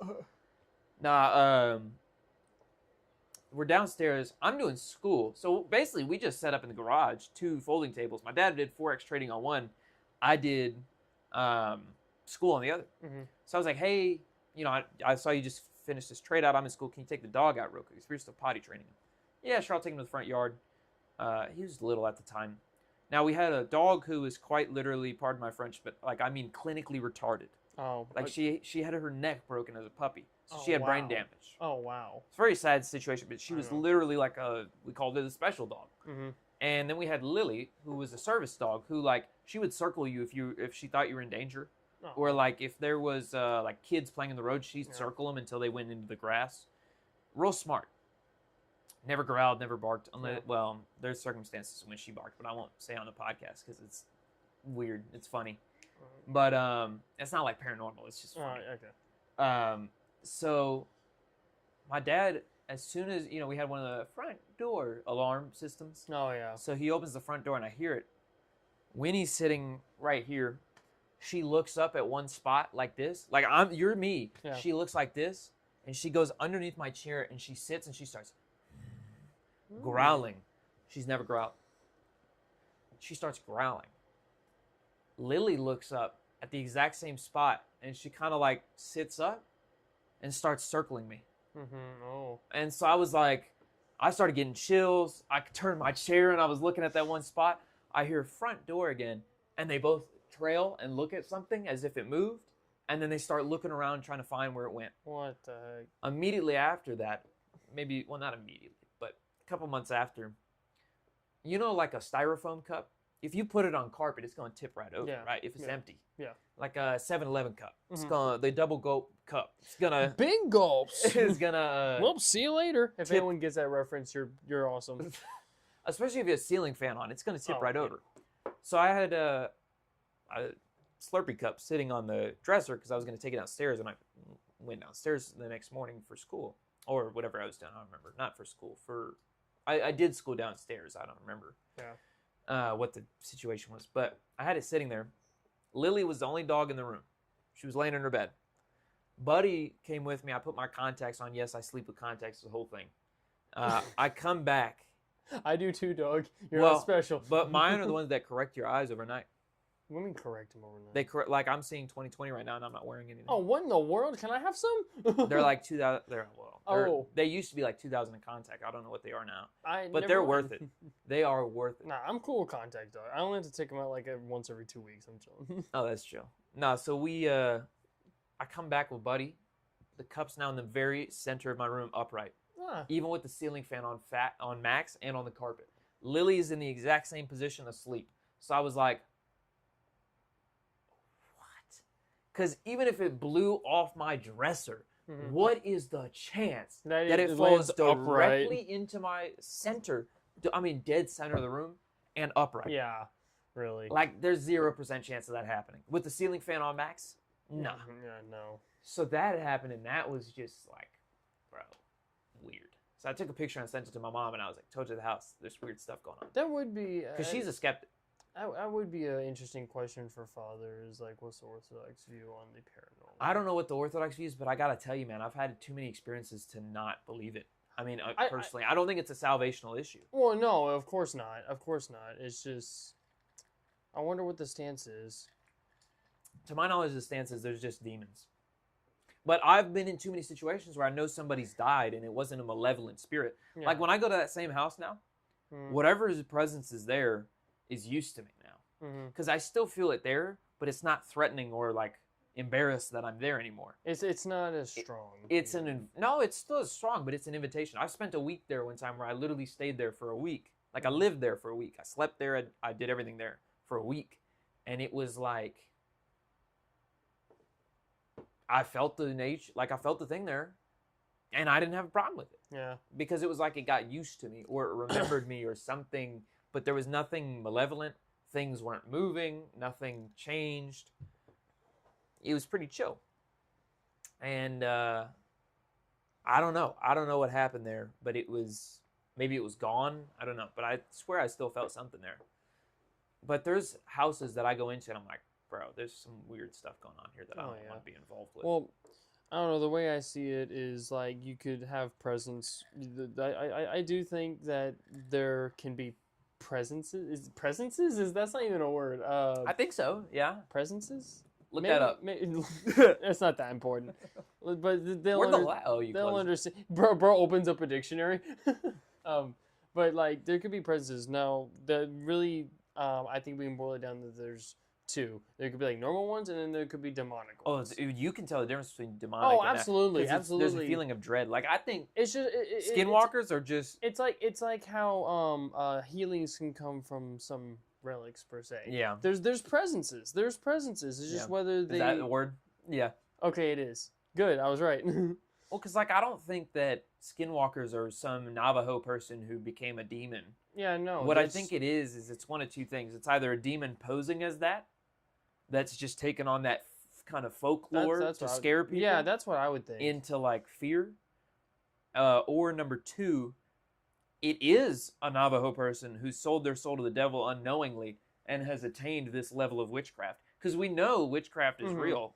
You read Genesis, and if you want to get into, I mean, Father Thomas won't like this, but if you read some of the Book of Enoch, it literally talks about that's what they taught. That's what the fallen angels that came to Earth, who became known as like the gods of Baal and those things, and with the Nephilim, they taught the humans weapons, sorcery, and things like that. So that's a type of sorcery that probably got just passed down. And it's interesting because there is indigenous paintings showing huge people walking around and the Navajo or the indigenous people were fighting them. Yeah. So that could have passed down the witchcraft. There could have been some interaction there where maybe that happened. I don't know. That would be that's definitely an interesting thing. But There's power in witchcraft, but it's not a good power. It's Oh, a very it's never good no. power. Yeah, Never. you're sacrificing a lot for Never. something not worth it. Never. And people, so a lot of people treat it like a trend. It's not, Mhm. guys. It's not. Yeah, the whole tarot It's card and the whole curses thing. yeah, That stuff's real. You don't yeah, mess with that stuff. yeah. It has aesthetic, and yeah, it can be a little cool, but it's just once you learn what it's really about, it's not cool. No, It's yeah. not. So tell me, okay, let's go to the full story. Journey to Orthodoxy. So Okay. we came from Methodist. Mm-hmm. What's the difference between, first off, Methodist and Orthodox? What are the biggest differences? Oh, okay. Well, for one, you got icons. There's a big one. Icons. What was your first Iconography. reaction to iconography? I didn't. I never opposed it. Once we got to like the well, it's really like because I mentioned earlier. I think it was before our little intermission. That I think the Saints. Did I mention about the Saints? Yeah, you did. Or You was did, that you did. downstairs? No, I mean, you mentioned okay. it on, I think. The Saints should definitely be remembered and respected. So getting used to venerating Mary and the Saints was not that hard of a transition. Yeah, yeah. It's I almost said transmission. I did just get off of work after all. That's But all right. it was not that hard of a transition once it finally clicked. It really wasn't. And then iconography with that, I could never see how anyone could have a problem with it. Yeah, the whole graven images argument is... It makes it's more, what I can't think of the word.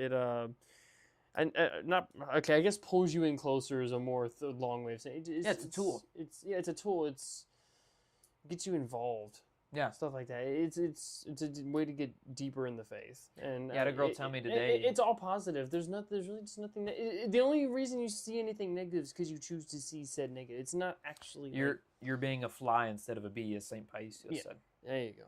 Well, yeah, and I had that discussion with the girl that I was telling you about today Mhm. about the iconography, where she was like, well, I just think with the iconography, like if you're putting that above God, and I was like, how am I putting it above God if the icon is of God? And she was like, Yeah, well, but you can't make the icon of the Holy Trinity. I'm like, no, but Jesus Christ and the Father and the Holy Spirit are inseparable, right? And she was like, yes. I said, so therefore, if I'm depicting Jesus Christ, I'm depicting God. Yeah, exactly. And she was like, well, but I still think if you're putting it above God, and I said, you're just reciting what your pastor told you. And I Yeah. was like, because you don't even know what you're saying. Yeah, I know. Because most arguments against icons are ridiculous. Like, Yeah, yeah. they're graven images. It's like, no, because I don't believe that person is that image. Yeah, I believe it's an image of a person who lived. It's a window, or how you weren't here for this because this was during one of our Bible studies with Deacon, and it's over On the Orthodox Faith by St. John of Damascus. Highly recommend that book. It goes deep. I've read it. It's a deep. I need to get back on that. But icons are one of those, because we go over a chapter, and there was a big chapter on iconography.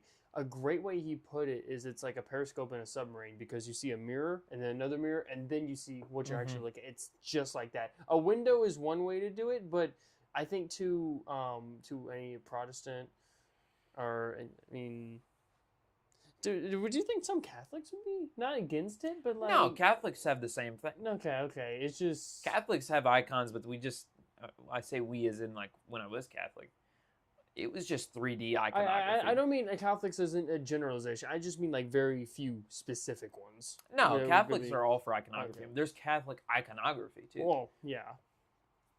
I don't know where that idea came from. Forgive me.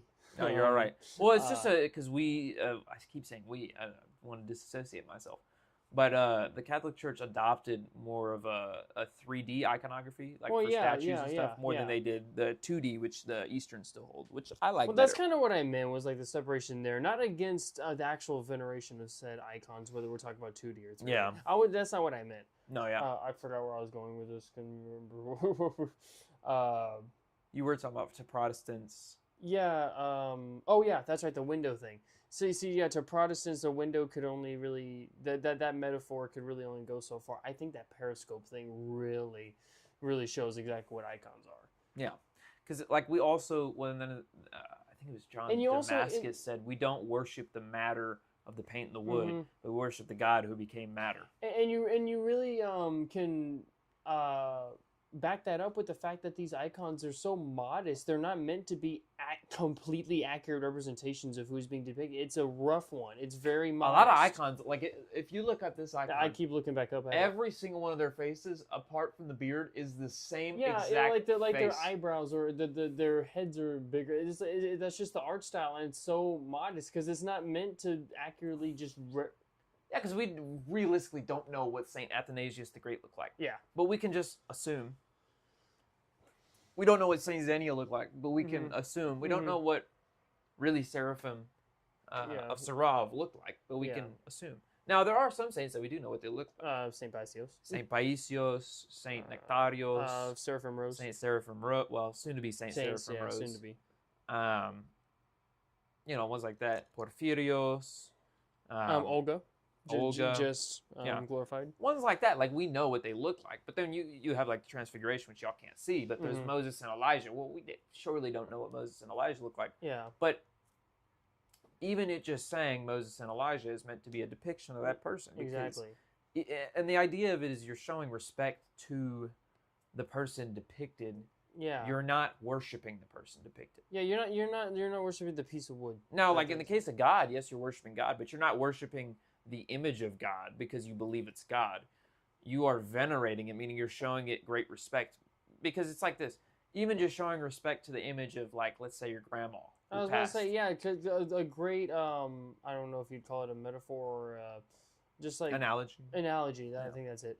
Would be a soldier at war seeing a photo of his sweetheart. And then kissing him. Yeah, it's like you're not doing that to the piece of paper. Yeah, he's not worshiping the piece of paper. Yeah, or loving the piece of paper, loving who's on it. That's another really good one that I like. Yeah, I mean that's iconography. Yeah, that's exactly what iconography is. So that iconography was a different. What are your parents' thoughts on iconography? Yeah, I was about to say that. I think I did. I think my dad is understanding. My mom really never was vocally against anything that I'm doing. Like. And neither of them were really like sort of. What was their first reaction? You said, "I think orthodoxy is." How did that conversation go? It actually started because I was trying to buy the study Bible on Amazon. Okay. And that part really started because we have like multiple Catholic Bibles, and then like I saw the Catholic Bibles, and it has all these. From a Protestant view, it has all these other apocryphal texts. Yeah, and it's like okay. And now I learned the Orthodox one has more, and it's like, oh, I can learn some more stuff. Bet I can get this one. Yep. And then that coincided at the same time with my debate with Samantha. Shout out to her. I told her I would say that. But it coincided. That's the girl he met on the dating app. Yeah, that's the girl I met. We're not dating or thing. We're just really good friends. They're actually married. They have 7 kids. Okay, dog. Yeah, we had the Orthodox wedding, everything. Absolute dream. But 7 kids is crazy. Yeah, I know. I'm 20. How old is she? I think she's 19. Oh, okay. Yeah. Anyways, I just hit that exact same time, and I know we were talking about the. So their reaction. Yeah, their reaction. It's just like a lot of like mainly it was from my dad. It was just like the "Are you sure" kind of stuff, and. Now he definitely will, like, obviously he won't, I don't know how far he'll go when it comes to the Eucharist or just basically high church. But again, we eat God. Yeah, we eat God. I love that so much. No, it's not just a present. We physically eat God. Can we get that on a shirt or something? We need a shirt with Groot. We need a website for this podcast with a merch store. I should make that. If we had merch, bro, that would be the first thing I'd make. I'd make a shirt that said, "We eat God," and it would have the Orthodox cross on it. Yes, we eat God. Let me think. Okay, so yeah, it's just like a lot of the stuff he's really like. He's like, I don't think I will support any of that. But like he does. How did you come to the "I eat God" perspective? Like, how did you get there? How did I come to just accept that? Well, it's really because like the problem that the Catholics did when it comes to that is they tried to actually interpret how it happens and stuff like that instead of it's literally a mystery. It's a mystery. Yeah. That's the whole point. Yeah. We don't know how it happens. Well, it and just then does. they explain it, but then the issue with that is like you have Eucharistic ministers who are people who are quote ordained to serve the Eucharist. It's like their hands have not been consecrated for Christ. Yeah. To serve the Eucharist. Even the priest doesn't serve Eucharist out of his hands. Mm-hmm.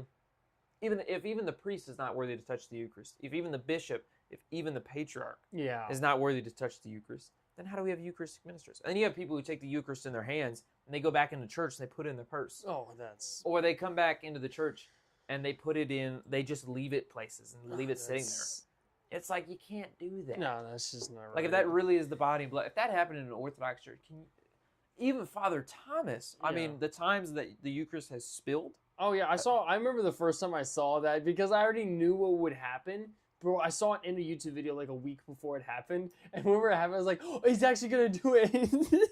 Yeah, he fell down and he and lapped it up. Yeah, that's because that's what you're supposed And to then do. I believe they probably, I don't know, I didn't see it, but I they think probably I- cut out a yeah, piece of the that's carpet what- and then that's burned the- it. Yeah, yeah. That's what I heard. Way, I've heard that that's the traditional thing you're supposed to do. I'm not sure if they actually did that whenever that happened though. I imagine they did. I would but imagine. I don't know for sure. Yeah, and then if you see them, like if any crumbs fall onto the tablecloth or on the cloth, I don't know Mhm. what the cloth is called. Do you know the official name of that? No, I can't remember either. What is the official name for the cloth that they hold underneath the Whatever you the goblet? Yeah, But I can't remember. but yeah, if you see that any spill, he will go and he'll eat it. Let me think. Oh yeah, but how I came to understand the Eucharist. Well, that was exactly. I knew the Catholic definition of like it. Okay, well, it does literally. It's so weird. To Yeah, but say, they believe like there's a specific time when the bells go off that's exactly when it happens every time. Mhm, yeah. They believe that that's when it transubstantiates and it's only at the invocation of this certain prayer. Yeah. Yeah. It's just it's too just good. It's supposed to be. And the Holy Spirit descends and it's it turns supposed to yeah. be a holy mystery. That's the thing. That's what it's supposed to be. That's what the church taught from the beginning. It was a mystery. Mhm. So they just leave it at that. That's what was from the beginning. You just leave it like that, and that made so much more sense to me than the Catholic view on that. Well, I grew up eating God and not understanding it, so I was I think I'm not exactly sure how exactly I got to fully accept that, but I think that was one of the last things I fully accepted. It's just kind of a thing where it's like I just kind of accepted it over time. Like, yeah, this is just kind of how it is. It's like a lot of Protestants make it like a really big deal. I mean, it's obviously the sacrament itself is like the biggest deal. It's like what the liturgy is about. But I mean, like they just attack it so much. Like, dog, why? No, again, I just got to hit him with the don't worry about it, bro. We just eat God. Well, even like Have you figured out what it's called? Yeah, it's Mactro? Matro? Mactro. There you go, everybody. I've never heard that before. I always just like heard it referred to as the cloth. I just called it the cloth because what else are you going to call it? Yeah, You know what I mean? exactly. Shout out to Guyan for that. Yes. But no, Mactro. There you go. No, I mean, Father needs to do a class where we just learn what everything's called. Yeah, yeah, really. Well, I know Deacon, once we reconvene in September for these the Gladsome Light stuff. Now that I have a car, I'm going to start going to those. Yes. Well, I don't really technically have a car. I'm stealing my mom's. But yeah, definitely start going to those. I don't know exactly what we'll be doing, but some ideas were tossed around that we'd be going over. What is it like? The liturgical terms, like for the names for the different hymns, like the odes and the Yeah, and then, all like, of what those are the terms. differences? And then Yeah, I like wanna what does know, it exactly mean? Like, what is hymnography? this? Hymnography. Yeah, well, I want to know, like, what is the spoon called? What is the little Yeah, and then another temple thing that the square of the Eucharist sits under Oh yeah. with the candle in it? And Yeah, what and then the other one was church etiquette. Was another one That's that a good that one. we could do. I do really want to. because people keep bringing food and drinks into the church, and I've never seen someone bring food, but I've Oh. seen people bring drinks. I've seen before. some kids eating gushers in the middle of the church service, bro. Oh, that hurts. I wanted to say something, but I'm like, this kid's like 3. He ain't gonna understand. Yeah, it's, And then who am I to tell his yelling parents? at some 3-year-old Who am I to- kid? Give me those! You! You see that video? Where it's like how I imagine guys flirted in the 80s, and he's like, hey, that's a nice skirt. Hey, where'd you get that? And then he goes, hey, come here. That's how I'm about to be with that kid, bro. Hey, give me those gushers in the middle of the liturgy. Father Thomas is in there. Oh my In god. the name of the Father and the Son. Hey, the give me those. Yeet. No, I had. I won't say who, but if she's watching, she knows. She probably will watch. Mhm. I tried to bring a water bottle in because I was having allergies, and I could, like, if I was gonna hymn, bro, I had to bring like a water bottle. Yeah.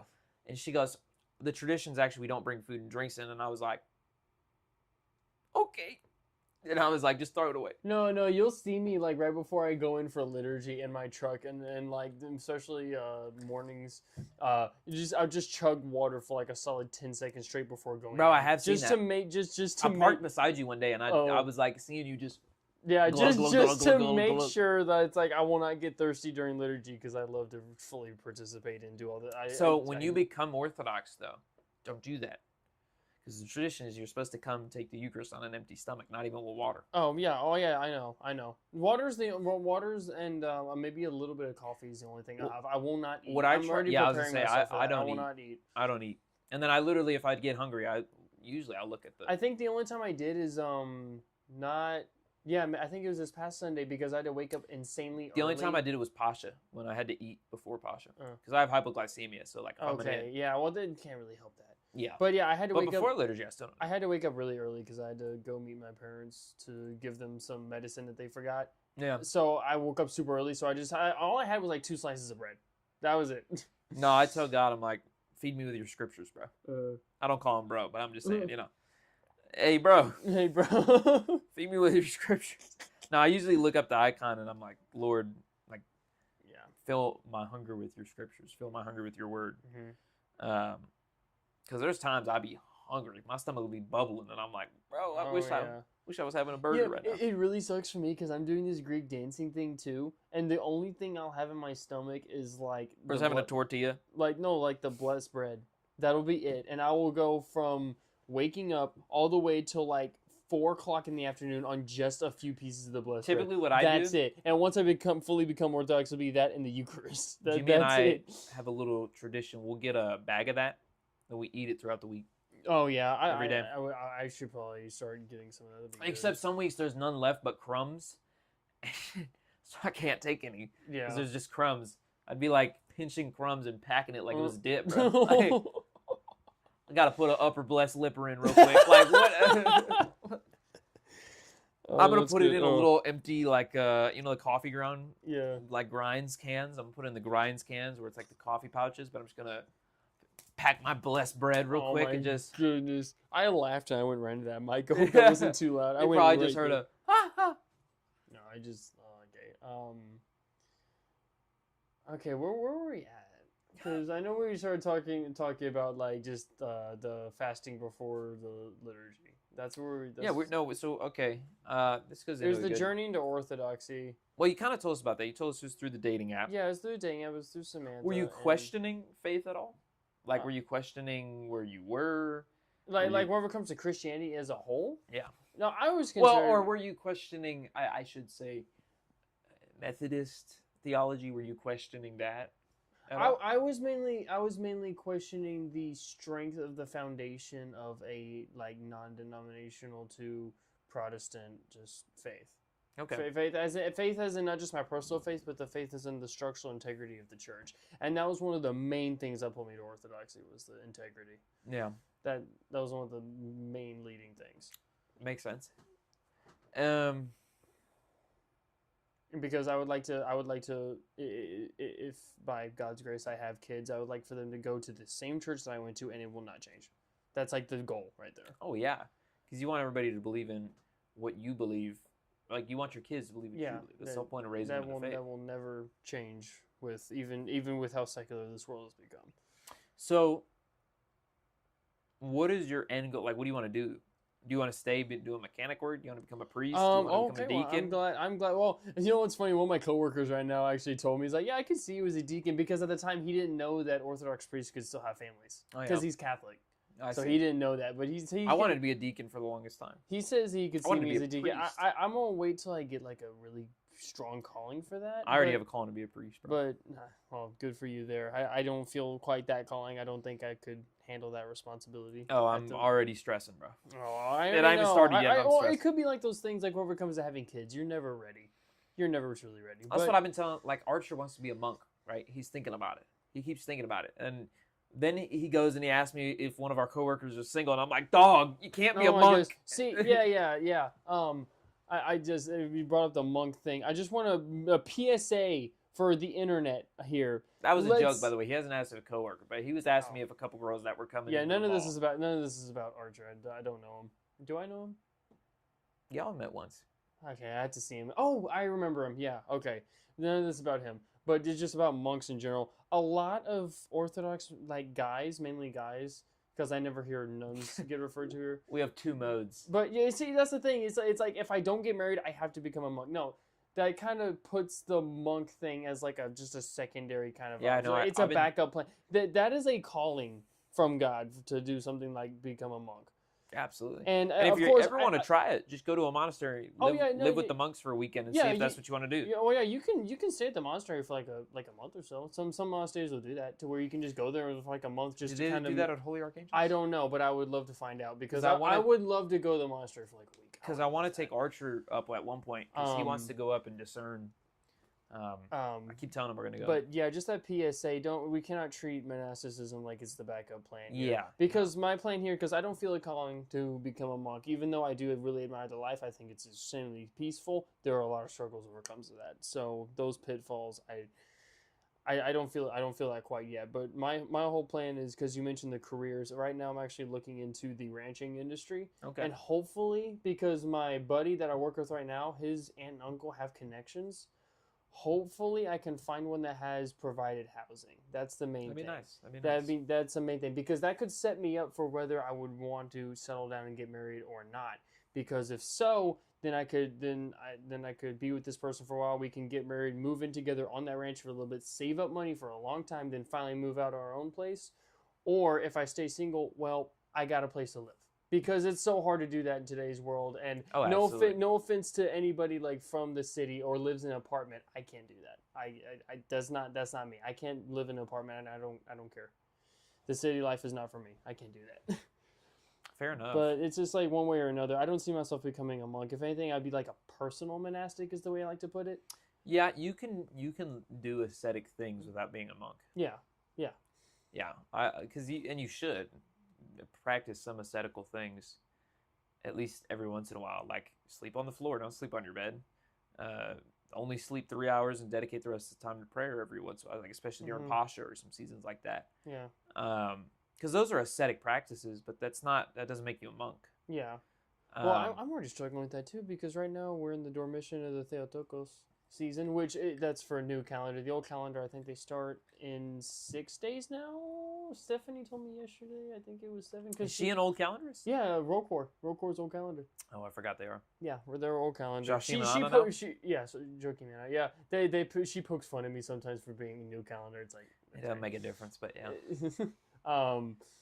or was Like, I, calendars but are yeah, we're in the man-made, it's- Dormition, so every single so we're supposed to say the Paraclesis every evening. It's something about alternating between the big and the small, the great Paraclesis and the small. I don't know what it means by alternating. This is something Deacon said. I heard Yeah. that. You heard that too? Yeah, it doesn't sound like a bark. But yeah, something Deacon said about that. But even I've been struggling. Like I probably won't do it tonight. I gotta be up for liturgy tomorrow. Yeah. It's already 10:30 as it is. We're probably gonna- I'm not gonna say. What time are we at?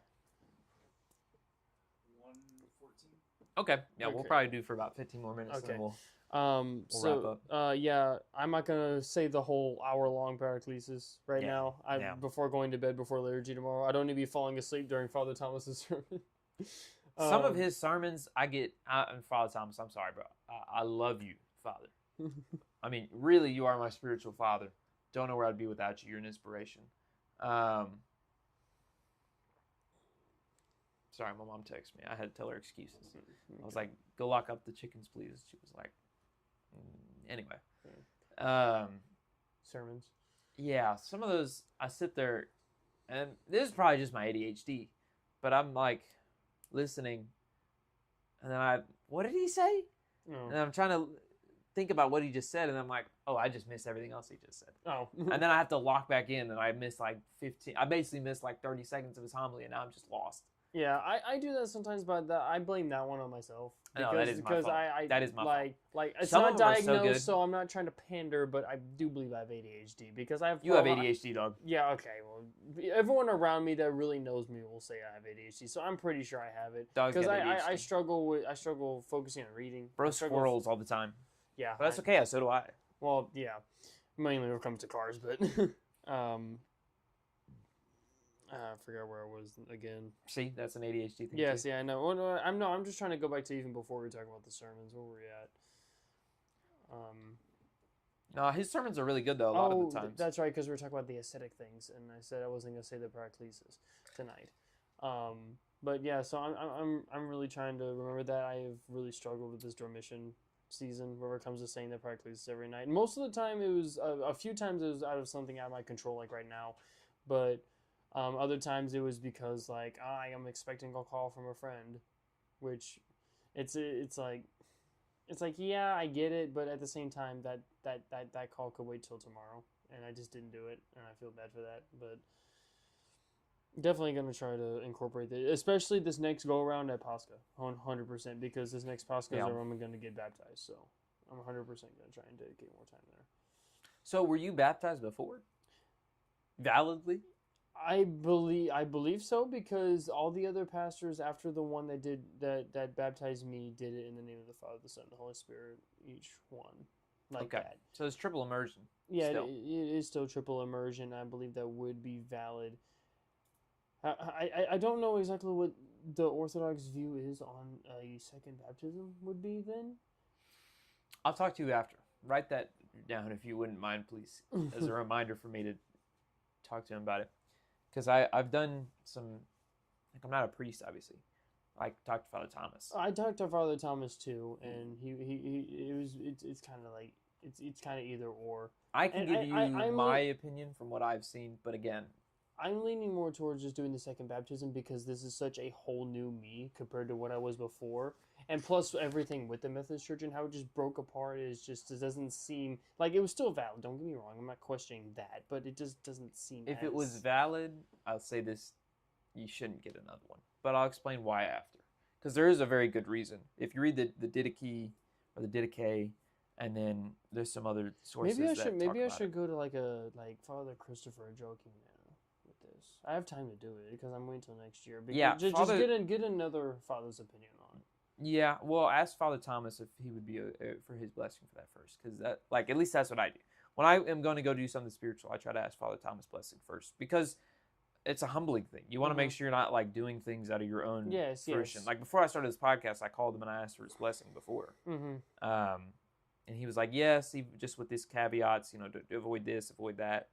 But yeah, that's why I'm kind of trying to avoid the whole teaching bit. Like, it's okay to teach them the basics of Orthodoxy, but I try to stay away from like hardcore apologetics. If we are going to delve into that like whatsoever, we just say just like almost like a disclaimer, like I'm not a priest. I'm not. This is not a representation of what the Orthodox really believe. This is just our perspective, I guess. That might be misguided. No, absolutely. So what's it? I mean, like you were talking about, how is it balancing faith and like daily life? How's it balanced?